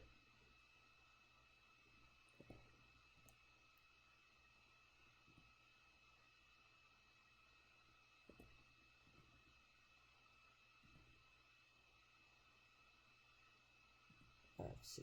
So I'm going to be attacked for what? 1, 2, 3, 4, 5, 6, 7, 8, 9, 10? Or just 6?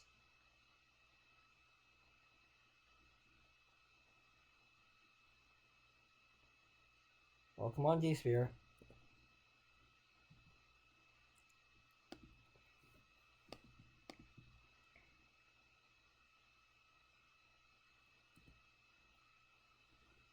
That's not D-Spear. That's not D-Spear at all.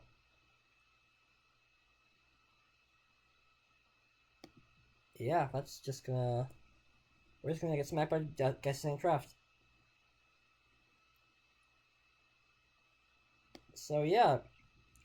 All that talking I was doing about getting the trials is not entirely unfounded in any way. More of the fact that we just cannot win the game here. They have gone 5 turns without drawing a card. Well, with drawing a card, but without losing the game.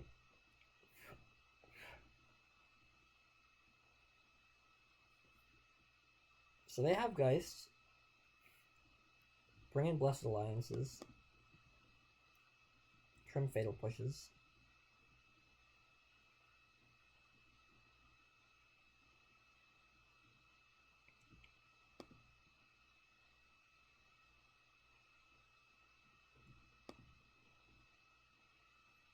I think they only have 1 Gideon, so...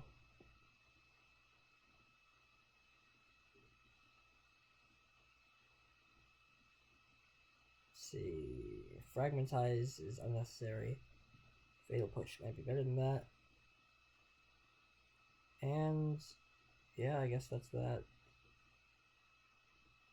And now we try. I could very easily see us losing this purely because getting the trials was printed specifically for Wizards to spite me. Mulligan.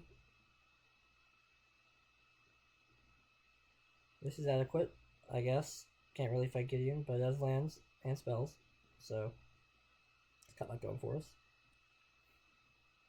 Also has protection, so if we can slam an early bridge, then we won't be as susceptible to getting beaten to death by Guessing Craft. I'll keep this with the Scry.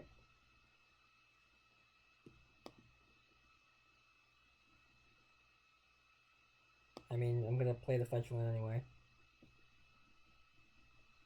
Not in terrible need of a 3rd land. I mean, I like one, but I'd also like other things to play. It's possible they only have 1 Gideon of the trials. I mean...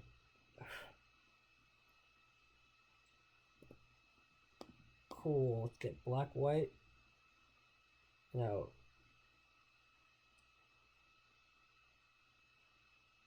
Yeah, black-white. Cool, I just want to fetch this land. I'll crack this fetch land.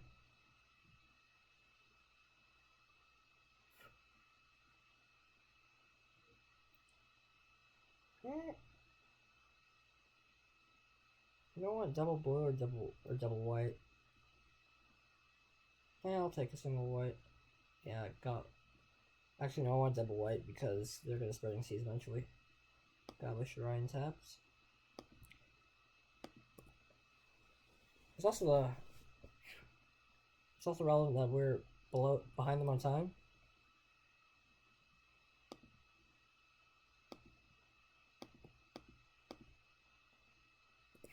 And we have Mesmeric Orb down. That's probably gonna kill us if they can slam Gideon.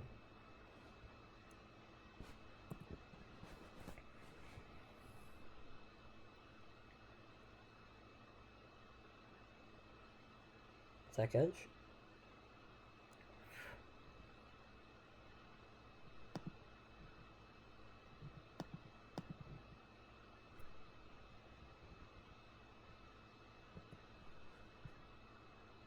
Well, that's pretty rad.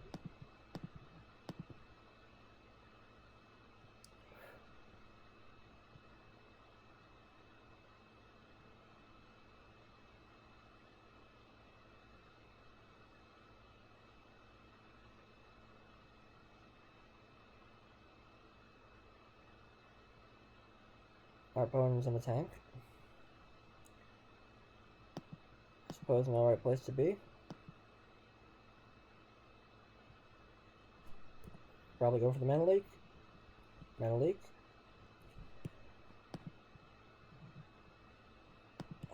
Hell Fountain tapped. Yeah, Guessing Craft's a beating too, but I don't see him played very often. Getting the trials, on the other hand, I am intimately familiar with.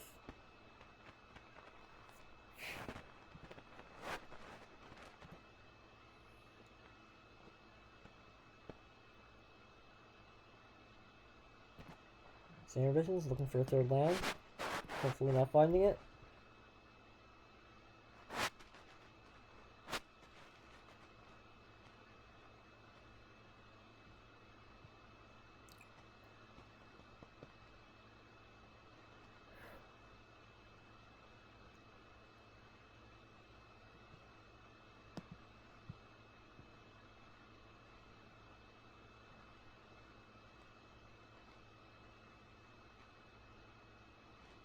Ooh, puts on top. Getting combat, cool. No white mana though.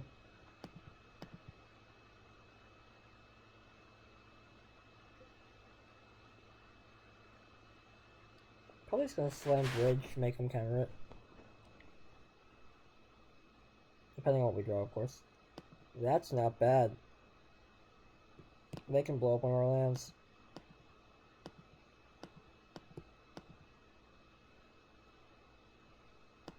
I'm blowing up whatever white source they might have. Well, actually, that wouldn't do anything. They have planes. They have exactly only one? Probably two. I'm probably mistaken here. Negate. Hey, I got them to burn negate.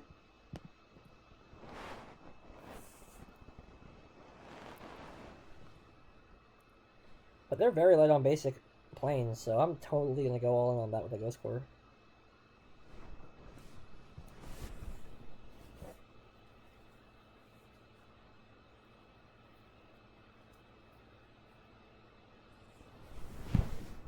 Alright, there's draw step. Okay.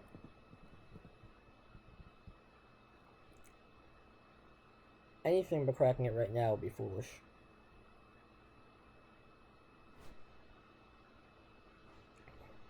Yep, there we go.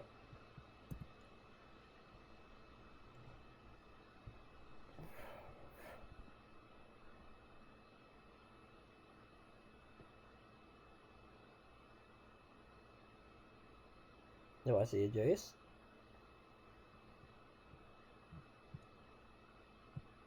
I mean, they had I think that picture's from pre-board though. Or just passing the turn, holding up Cryptic, probably.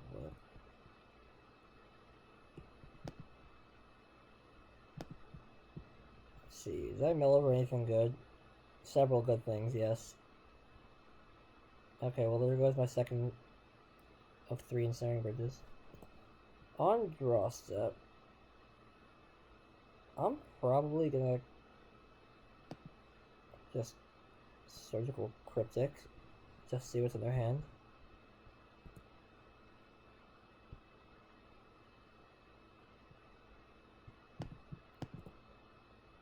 Or actually, no, I just want them to tap out, so they can play Cryptic or whatever. But I guess that would bet. Okay, draw step.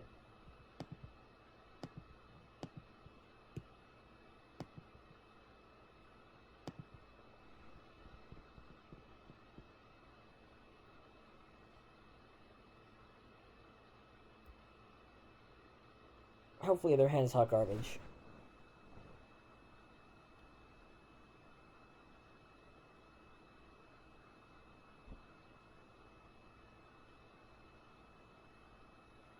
Yep, Cryptic, counter draw, and tap them out for the turn.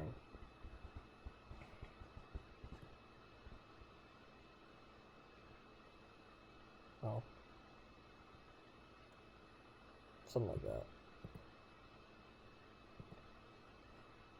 Glimpse here would be fantastic. It's not Glimpse, but that's adequate.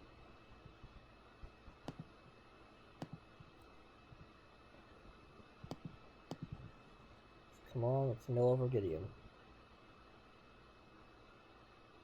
Planes on upkeep. Do I want to? Yes, I want to. They probably have more than one planes, right? I guess. Planes. And then they had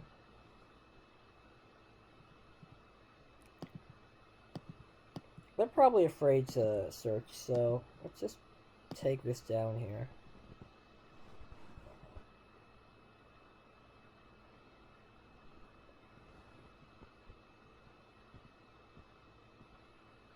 Oh, this is... Dang it. Oh, there goes that. It's probably getting come down.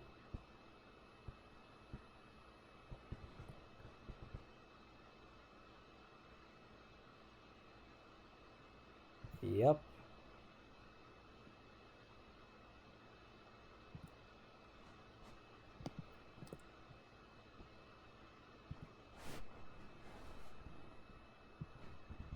Well, there goes that.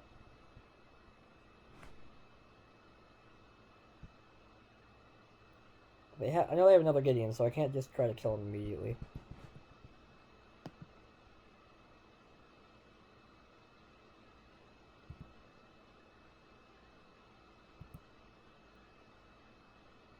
Oh, well, there goes that.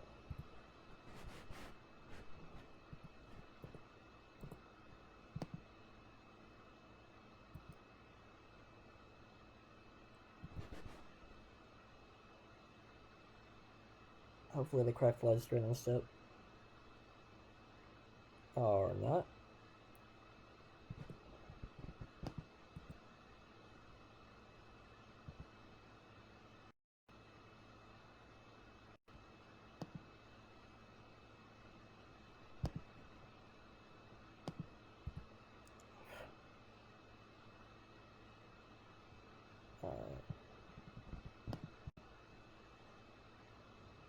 Let's draw 3 cards and see what they do about that. Oh, well, that's just perfect.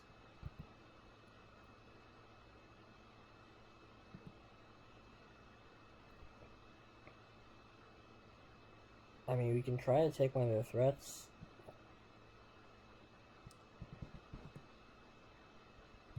There's a wall of them. Not really gonna do much for them.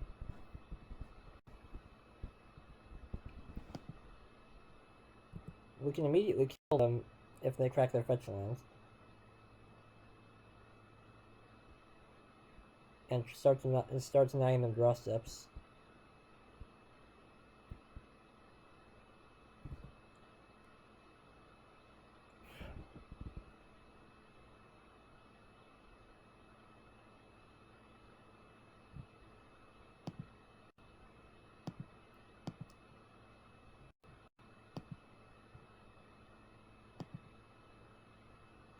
Yep, they start smacking, and we lack the path to send them packing. Probably gonna Needle Gideon, just so I can try to draw into the D-Spear.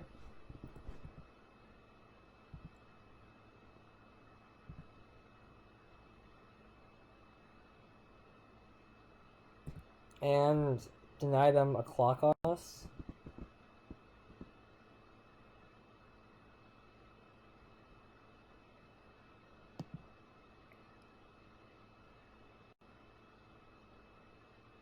D-Spear. Okay. Hopefully targeting Gideon? Of course not. Well, that, I guess, saves us the trouble of possibly milling over a... What, of milling over a possible... How you say... D-Spear. Because now our out is D-Spear.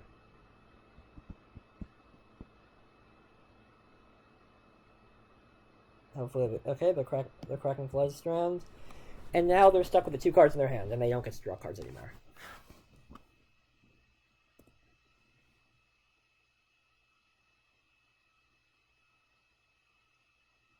Mana leak. I'm good. Oh, they have 1 card in hand. Awesome. Well, now we just need to wait to draw a D-Spear and have them die.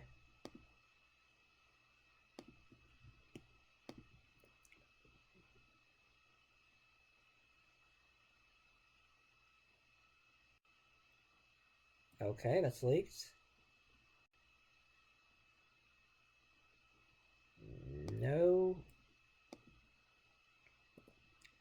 And now we're gonna completely blow up the clock on us.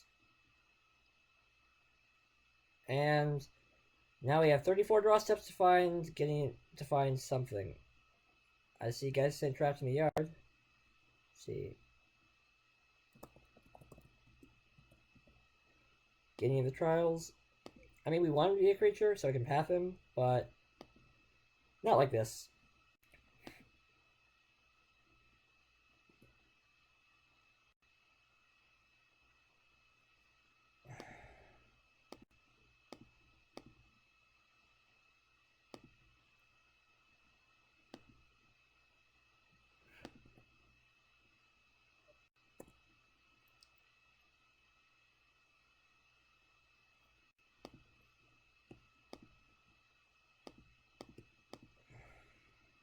I don't know I'm playing this stuff. Kind of just waiting for one thing.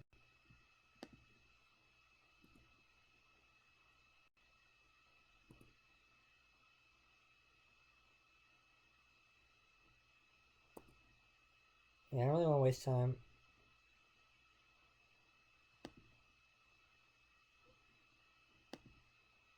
Store Goblet Shrine. Well, I mean, there's that down. Cryptic. So let's see. They've milled over Cryptic, Cryptic. Now, did they only have 2 Cryptics before?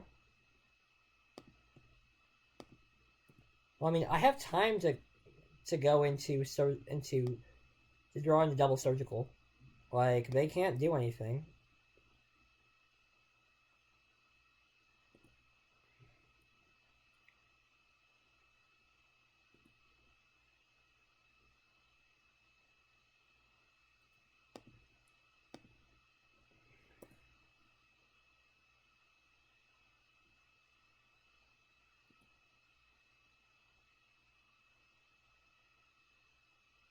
Alright, well, let's extirpate.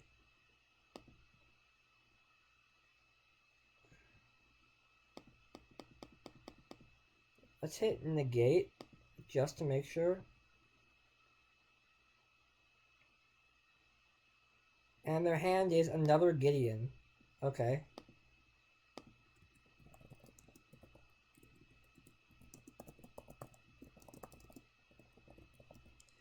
Okay, well that's that.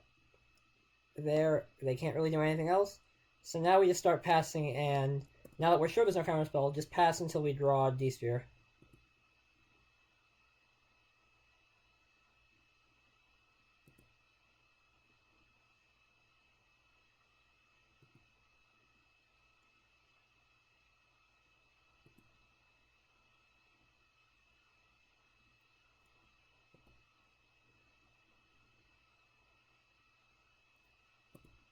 Cool, let's just discard an Archive Trap.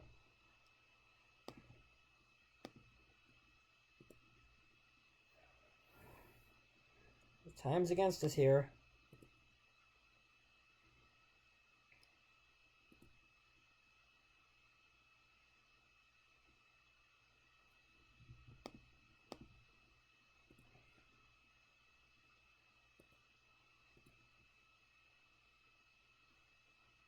Alright, cool. Let's just discard anything.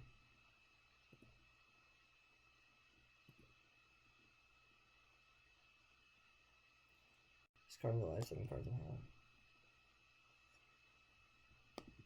Gonna path Crab so it doesn't keep taking me out of this to try to attack. I'm also gonna get another land out of my deck.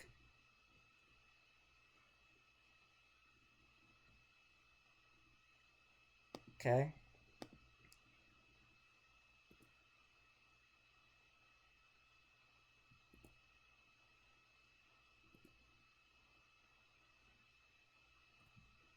Lands pass.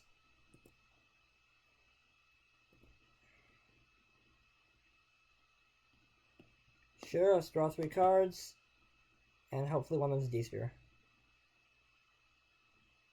Well, let's just discard a bunch of cards. 1, 2, 3. Come on, if I lose to lag, I swear to God. Cancel. 14 cards left. Okay. Discard 1.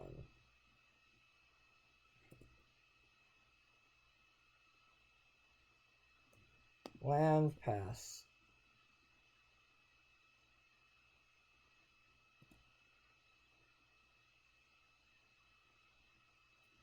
Sure, draw 3 cards. Is Esper one of them? Nope. Pass, discard some cards. 1, 2, 3.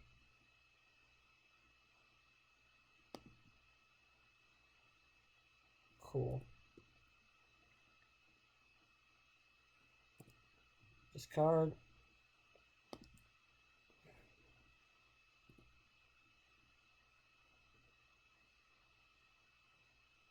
Discard. Well, there's only so many more things that we can be drawing here.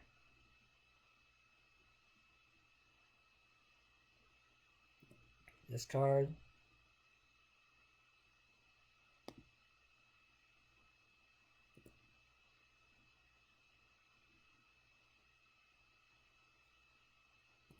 I'm not even gonna play Shelllock. I don't want to fuck it up.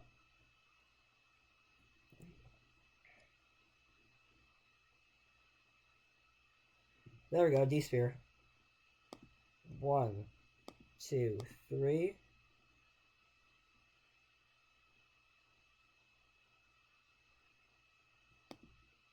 Target Gideon. Okay. Yes. And let's Ghost Quarter their planes. And just... I don't even know how they could possibly win the game, getting on the field at this point, but that's that. So that's why I don't like playing as Blue-Eye Control, and that's why I don't like playing as Gideon, because this happens. It's turn 32. Yeah, we won, but I feel like I've died and been reborn. But hey, we're 2-1. That's something, right? Right.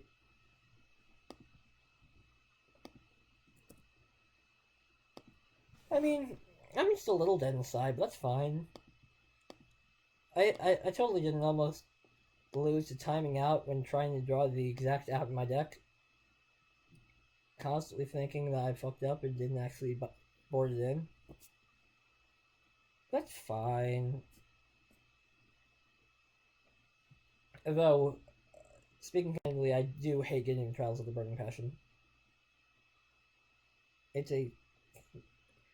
Because I could see why people run Emrakul. I don't see why people run this over other Planeswalkers in the deck. And it doesn't need that much early interaction. And Ad Nauseam or other unfair decks aren't really that great against it. It's not amazing in the current meta, so I don't see why it takes the spot of other versatile answers in the Blue-Eye Control deck. I guess it gives it energy, but as far as I remember, they used to run Elspeth for that.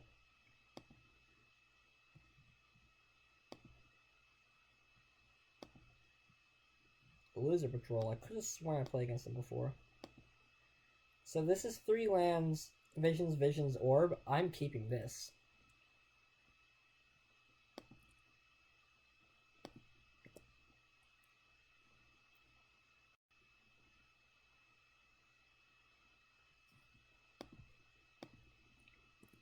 And we'll see what they're on here. I think Jeskai Control. Or Grixis Control, one of the two. Yep, Jeskai.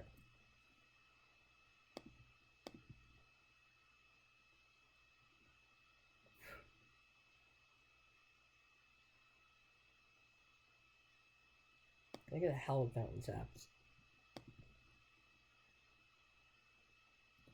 Untap.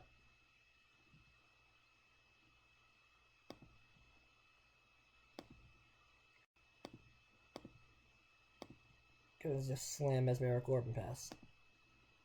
Probably get countered. Because that's the life that's the life I'm living right now, apparently. I actually don't dislike counter spells at all. My EDH deck is Crufix in like 23 counter spells.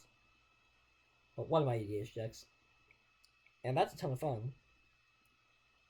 I just don't like being hopeless, realizing I can't win against whatever they're possibly doing. If there's always the possibility that they have an Emrakul, so that's nice, I guess.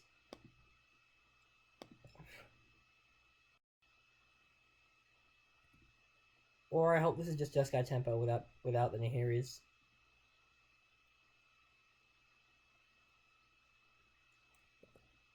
Oh baby, they're not freaking cracking their fetch land. It's a good sign. It's a good sign. A very good sign.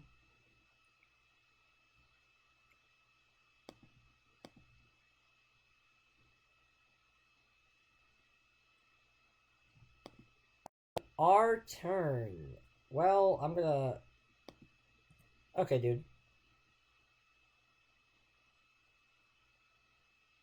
Probably should have cracked the snare right now, because they're gonna have a spell queller. Or I might be able to bait the spell queller using the snare, which could be pretty cool too. Okay. Drop return. One. Nope, nope, nope. I am not gonna lose the sensor. I've lost the sensor and just got control. It's not happening again.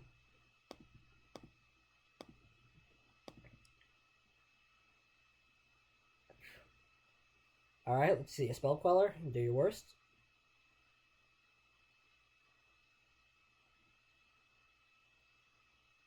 And I will promptly path that. Okay. Well, looks like they're gonna go for the hard counter.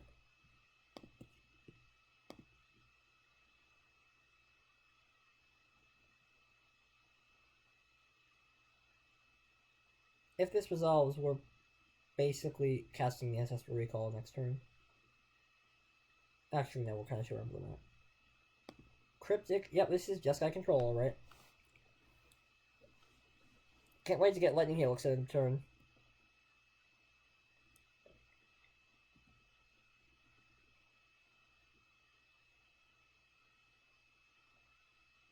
It's like I can see the future.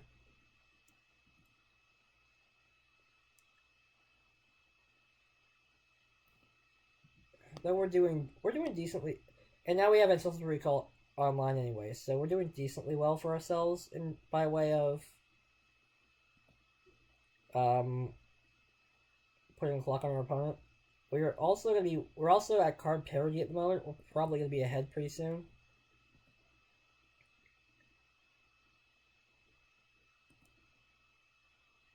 Draw for turn.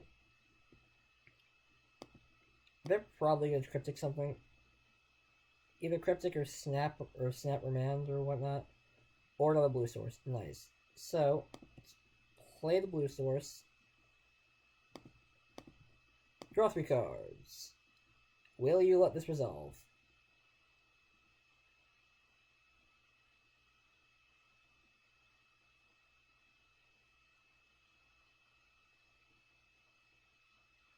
Cryptic modes. I can't read this. Counter draw. Well, while they're tapped out, I might as well just go for it. How do they concede? I never concede what I want them to. So next turn I can glimpse plus incursion. I guess I get to hold up path, so this isn't that bad. I'm scared of Blood Moon, but who isn't? Also, their lands will be wrecked by Blood Moon. They have no blue mana otherwise.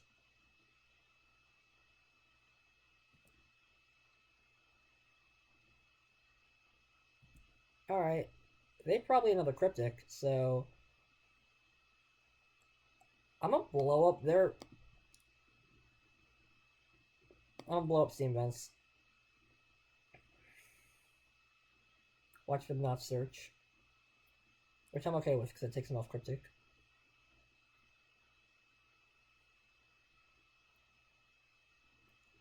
Opponent is thinking real hard. Really doing some funkin' in the tank. anyone has any questions about the deck, I'd be more than happy to answer.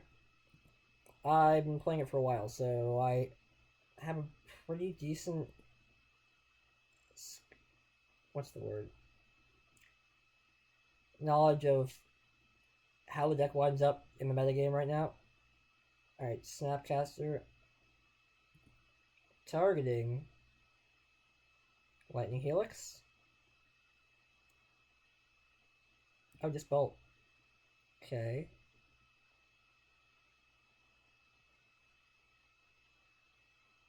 Well, I guess I'm gonna path that.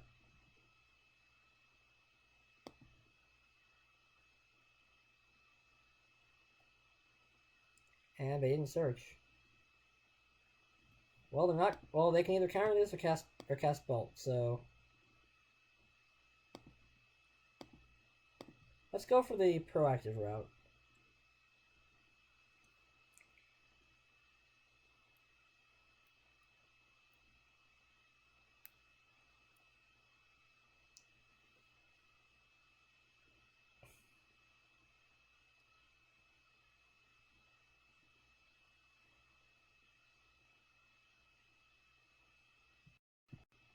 I don't know. It feels kind of weird playing a deck with both that wants to get Hellbent with Ensnaring Bridge and also has Ancestral Recall in it, but they're both so good at what they do that it's not even that bad. I can just try to cycle Visions before it comes online, and I can just try to clock them by with an overwhelming card advantage if I want to go on that plan.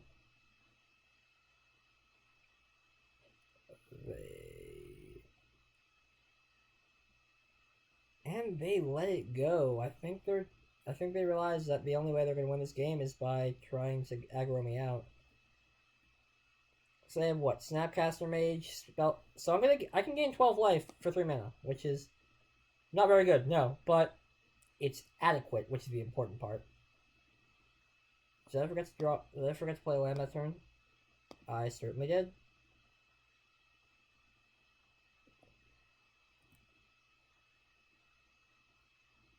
That might actually screw me over in the long run. Oh yeah, that's certainly gonna screw me over.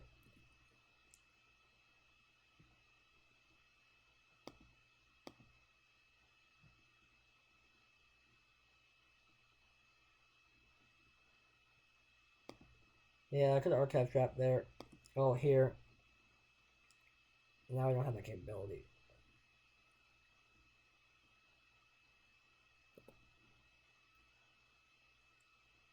Click in response. I will gain a bunch of life. Yeah, if I played a land last turn, I could have just won here. Well, that's a punt. Alright, what are they taking? They're also milling 4 here, which is not bad.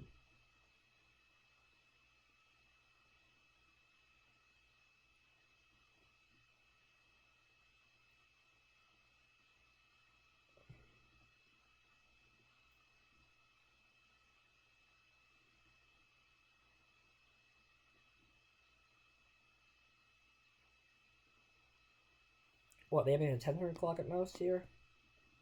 Oh, they didn't even take anything. Awesome.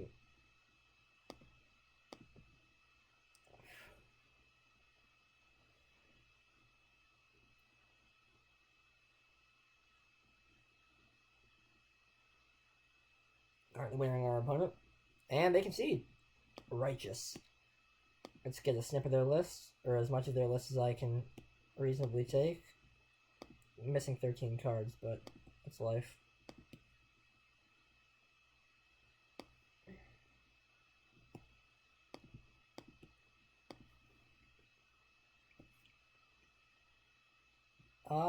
Definitely D-Sphere, definitely Verdicts. Alliance is probably not bad. There Needles. Incursions are good as a 2 of. Snare is going to trim 1 because they can just either not search or... Snares aren't great against counter magic. Going to trim a surgical. Vision's is too good not to use, and I guess I'll go up a I'll go up with Fragmentize just in case they have Leyline. Because realistically, whether or not a deck runs Leyline isn't up to the type of deck. It's up to the pilot. Some people like Leyline and think it's too good to give up, and some people don't like Leyline. Of course, speaking in broad strokes, decks like Ad Nauseam usually run Leyline no matter what. Okay, so that don't happen. But Amulet Bloom can run it sometimes. I've seen versions of Esper Death Shadow with it. I've seen Dredge with Leyline. Wait, that wasn't. What was that? Now, why did I say Dredge? No. Oh no, that's not. Oh, he's not a friend. He is not my friend at all. Cool. So, well, hopefully I can just win the game by having essentially four Mesmeric cards on the field with Fraying Sanity down.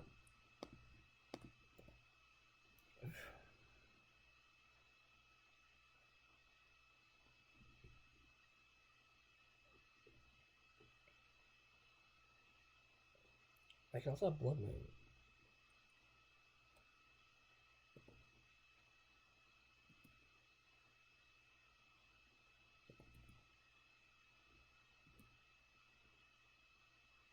Okay.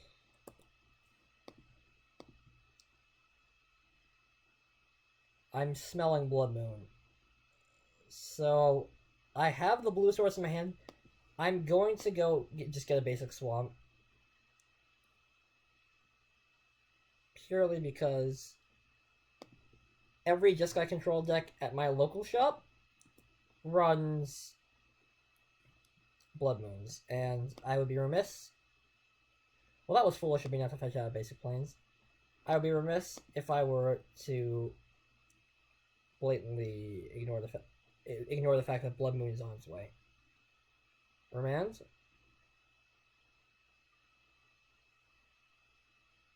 Negate. Burning a Negate pretty early is not exactly where they want to be against a spell-based deck. However, Mesmeric Orb is so high impact that I could see why they did that very easily. I need some removal for this Lawmancer, but for now it should be it should just be a 1/1 for 1.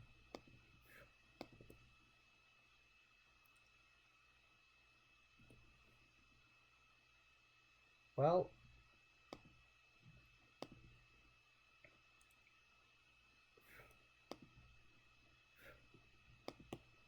and Crab's gonna die pretty soon.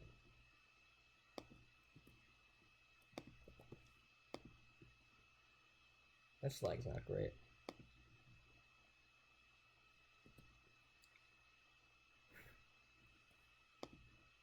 Oh, that's a Cryptic down. If I saw the list correctly, they were only running 2 Cryptics, so more power to them. This is good because that's 50% the most impactful spell.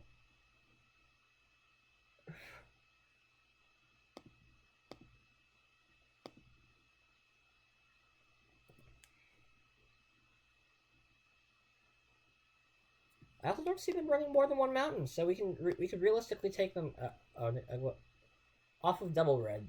At least take them off of white. They probably have artifact destruction. Or just snap bolt. Works out. Fuck, I could have surgical that bolt. Well, that's the downside of F6. But, hey, I get to get rid of Cryptic. Getting rid of bolt would have been real nice, though.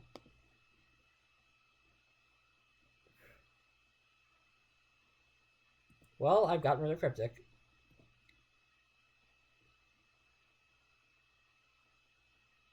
It's a Colonnade. Well, good thing I have Ghost Quarter, but I need to get Hellbent real quick.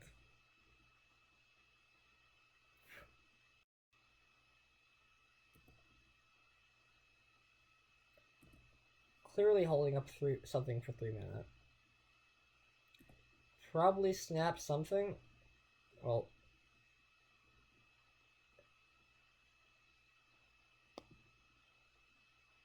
yeah, just gonna try to land Fraying Sanity here.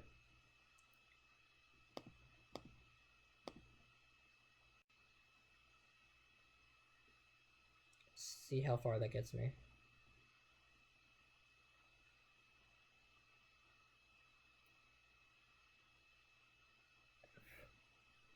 Awesome. And now I tastefully F5 instead of F6ing and taking 3 damage that I shouldn't have.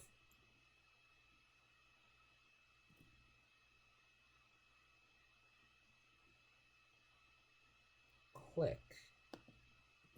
Well, there goes the snaring bridge. Hopefully I draw something.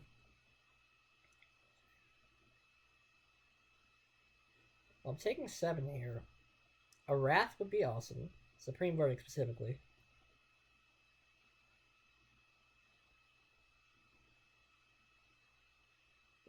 Yeah, I said a Wrath, not a Path. This is comedically not...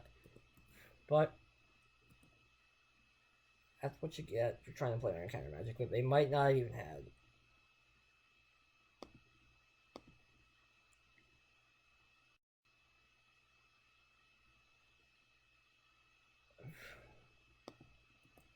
Well, that's 3 spell colors down.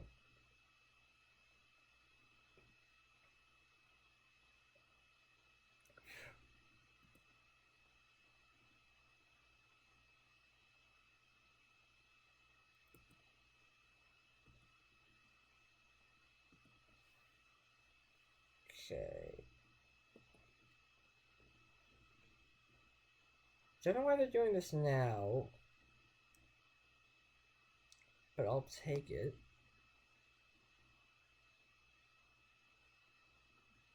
Rest in Pepperoni. Well, let's try to take lightning bolts out of their deck.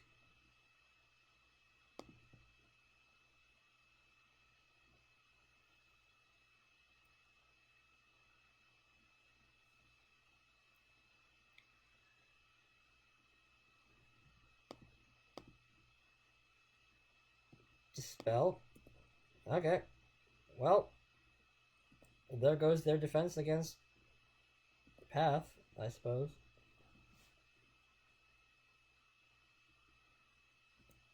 And now Frank Sandy is offline.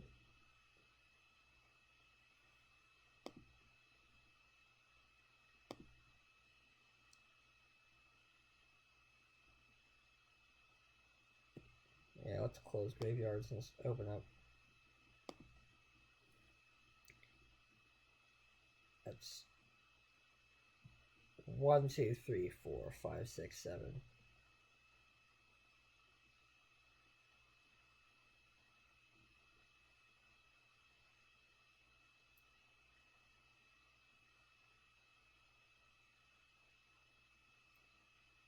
Alright, so I have to kill Grimlock and Medster. It might not seem very intuitive, but they can just straight up it can kill me with reach if I draw the center bridge or something. I'll go down to 1 here, yes, but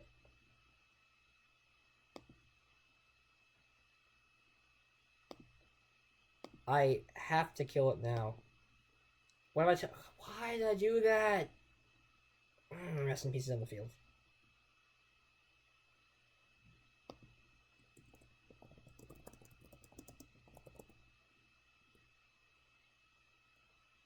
Not searching. Got it. Got it. Good stuff. Well, I can always just draw a Wrath.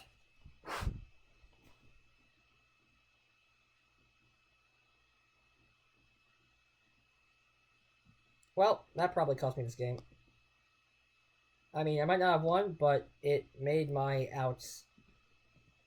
I'm not into Lightning Bolt.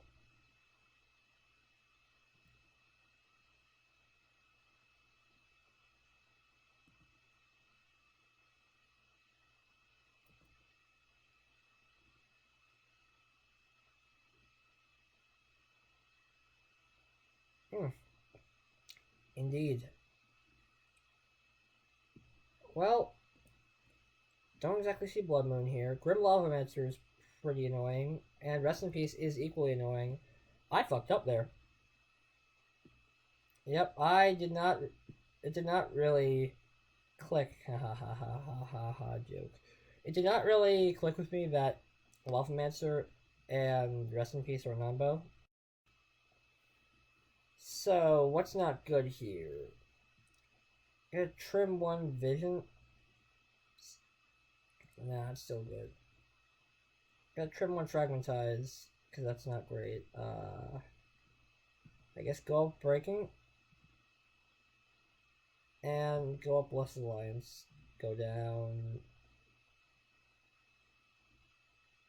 one surgical. And see how this treats us.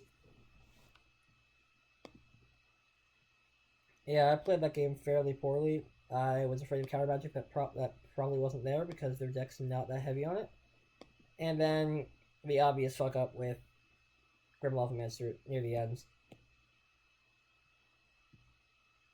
But hopefully we can try to make something out of this. We do get to play first, which is a boon.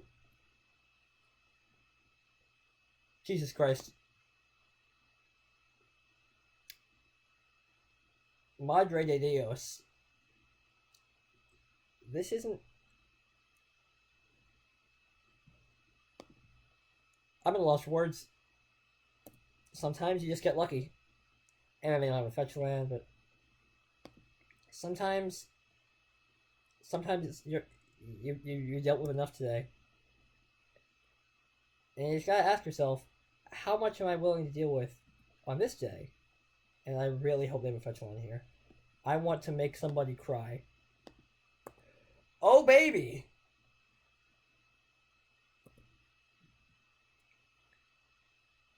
Tapped? Oh, no. Well, in other news,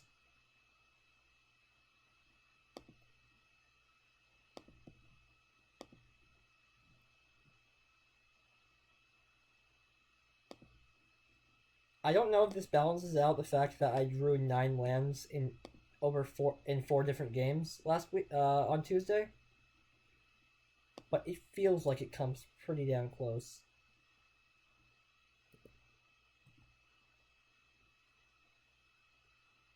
I'm gonna play Oboro so I can drop that fresh Mesmeric Orb.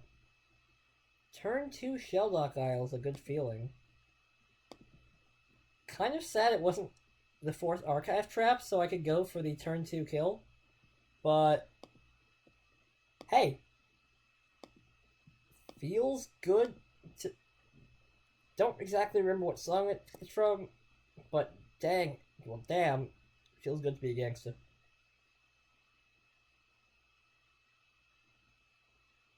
Am I casting Serum Visions? What? Oh, where? They blew it up. Oh, okay.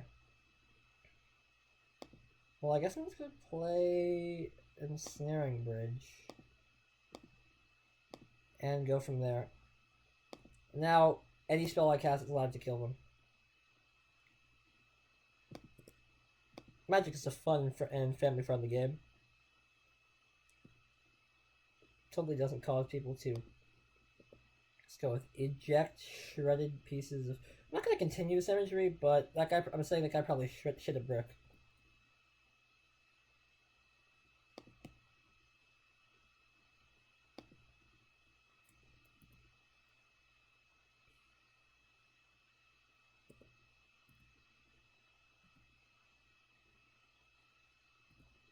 Alright, they play Single Man Step.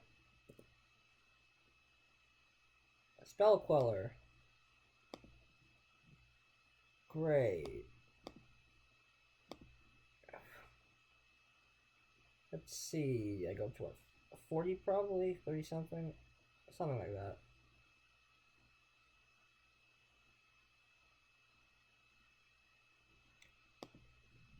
Damn, it feels good to be a gangster. I don't know if I am a gangster, but I'm pretty sure it feels good to be one. And don't know how well that last game qualifies me, but if the job opening definitely comes up, that's going on my resume. I get a lot more qualifiers than I should. Well, that was nice. Hopefully we can clean up this last round and face something like troll warship or whatnot, which is pretty funny. Solemnity is also hilarious because it has remnants of the old Abs and Company deck, the pre-Vizier one with Malera and with Solemnity taking the place of Malera, but with Malera, Kitchen Finks, and Visceraseer. And that was a pretty good matchup for me before. And Solemnity seemed better because one of their two combos doesn't really do anything against me, and I can just surgical or quick incursion with the Persister on the stack to stop the other. And then their game plan is try to beat me down with Ural's Messenger or Kitchen Finks, and doesn't exactly work out. Join match. Let's get in for the last round. Gotta adjust this here. League record. What in tarnation? That's -1. Okay. 2-1. Let's see. 3-1. Cool. There we go. Versus an opponent I do not recall, whose name I cannot read here. Our Magic Online client would be Refan 6. We are not going first. This hand's fine. It's not very interactive, but this is a good hand to race with. We have about 30 mil just in our hand. Okay, I don't know. Oh, this is Blood Moon. God, this is some Blood Moon bullshit. It always is. Just gonna get a basic island here.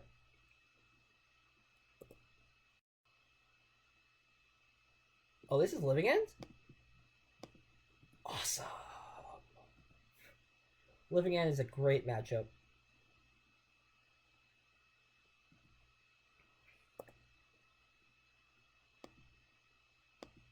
Well, now I go get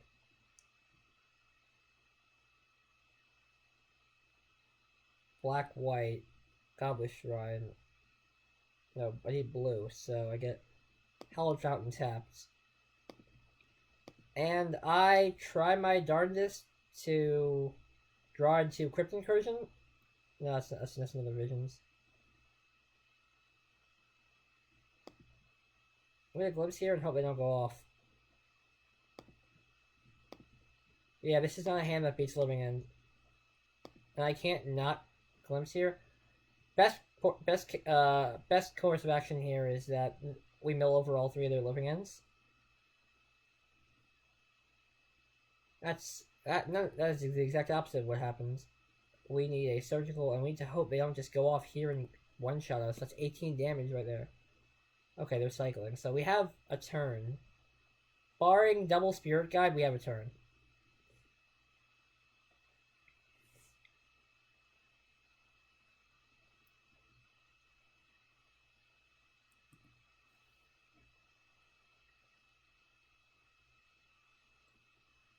Okay, so they're going deep on the cycling plan. It's possible we just draw Crypt Incursion here, and if they don't Living End, we win the game. Best course of action... Oh, I say that a lot. Best case scenario, they get greedy, and they wait for us to try to fill their graveyard even more. No, they have a one-shot on us. Okay, cool. They're giving us a draw step.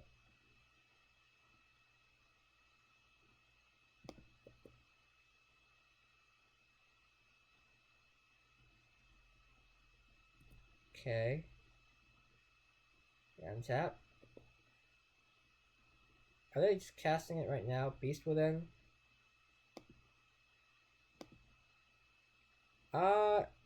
Let's draw a card.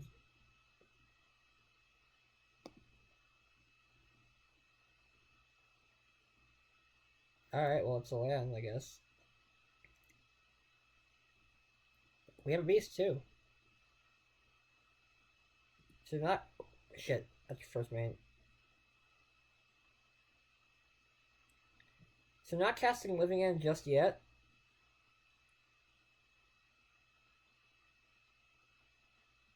Okay, we need to just glimpse them here.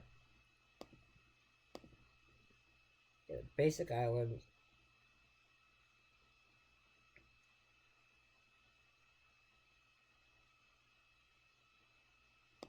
And we need to glimpse them here and try to have surgical extraction.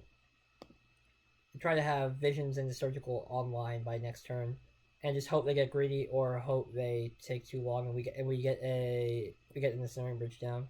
So that's one living end there. Are they going off right now? Oh, they're just aggressively cycling more. Maybe it's entirely possible they don't have it. Hopefully they don't have it. Demonic Dread. Target... Yep, they're going for it now. So now we figure out how to win the game. From here. The answer is probably we don't. But we can always draw an ensnaring bridge. Yeah. If I were them... I mean, if we were playing it, we could draw Punches Last Reckoning.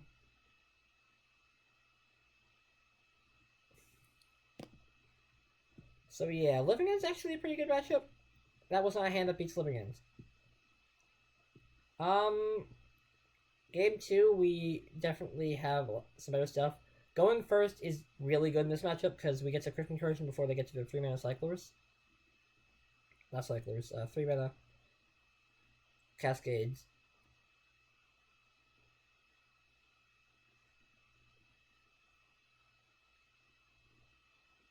Alright, well, so we're taking what?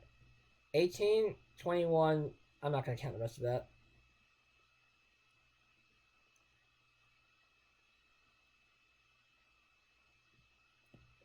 Freeze. 12. Yeah, it's just a lot of damage, so Fatal Push wouldn't do much. Path wouldn't do much. We can take out at most 9 damage, but we still take 3, 6, 9, 11, 14, 17, 20, whatever. We're dead. We're super dead. Let's not show them our white spot. Well, we already showed them Hellbound. And let's just try to draw a card and get some more information out of them. Like, if this draws us into surgical, but some lands.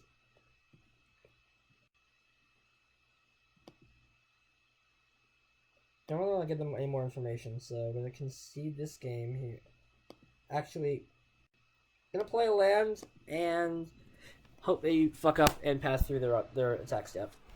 And give us a chance to draw the Damnation. Because our opponent messing up is always a possibility.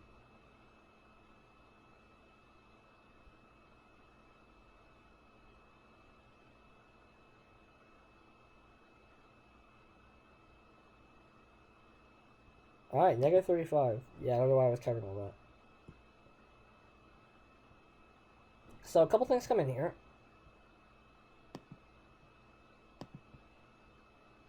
Wrath. 2 Crypt Incursions, because they're great in this matchup. A Singleton Fragmentize, and Deep Sphere in case of Blood Moon / Leyline, because I've seen versions run Leyline. Surgicals and Extra Pace are good. Trim Fatal Pushes.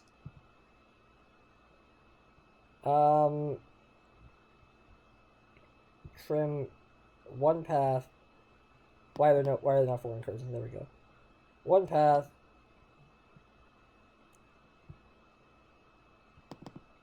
One orb and breaking it. And grab Ravenous Trap. Trim the 2nd path. And this is... we either have it in our hand, or we don't have it. Like, this is a very swingy matchup. Either we do exactly nothing, or they do exactly nothing. There's no in between. So let's hope our opponent isn't up to snuff. Face Living End last night in F&M. Turn 2 Surgical Living End. Oh, that game was fun. Ensnaring Bridge. and Damnation are good draws. I am okay with this. I could go for better, but this is fine.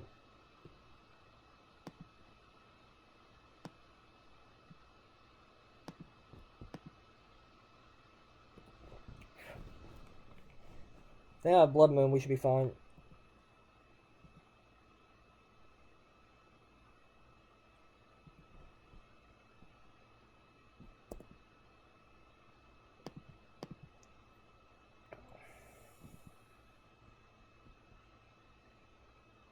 White, black, Goblet Shrine.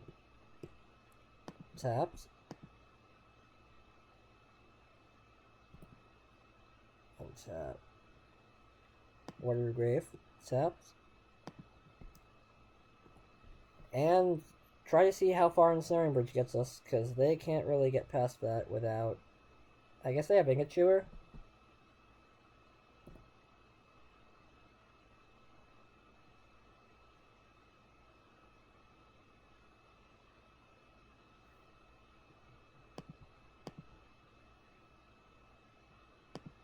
No, I can do that later.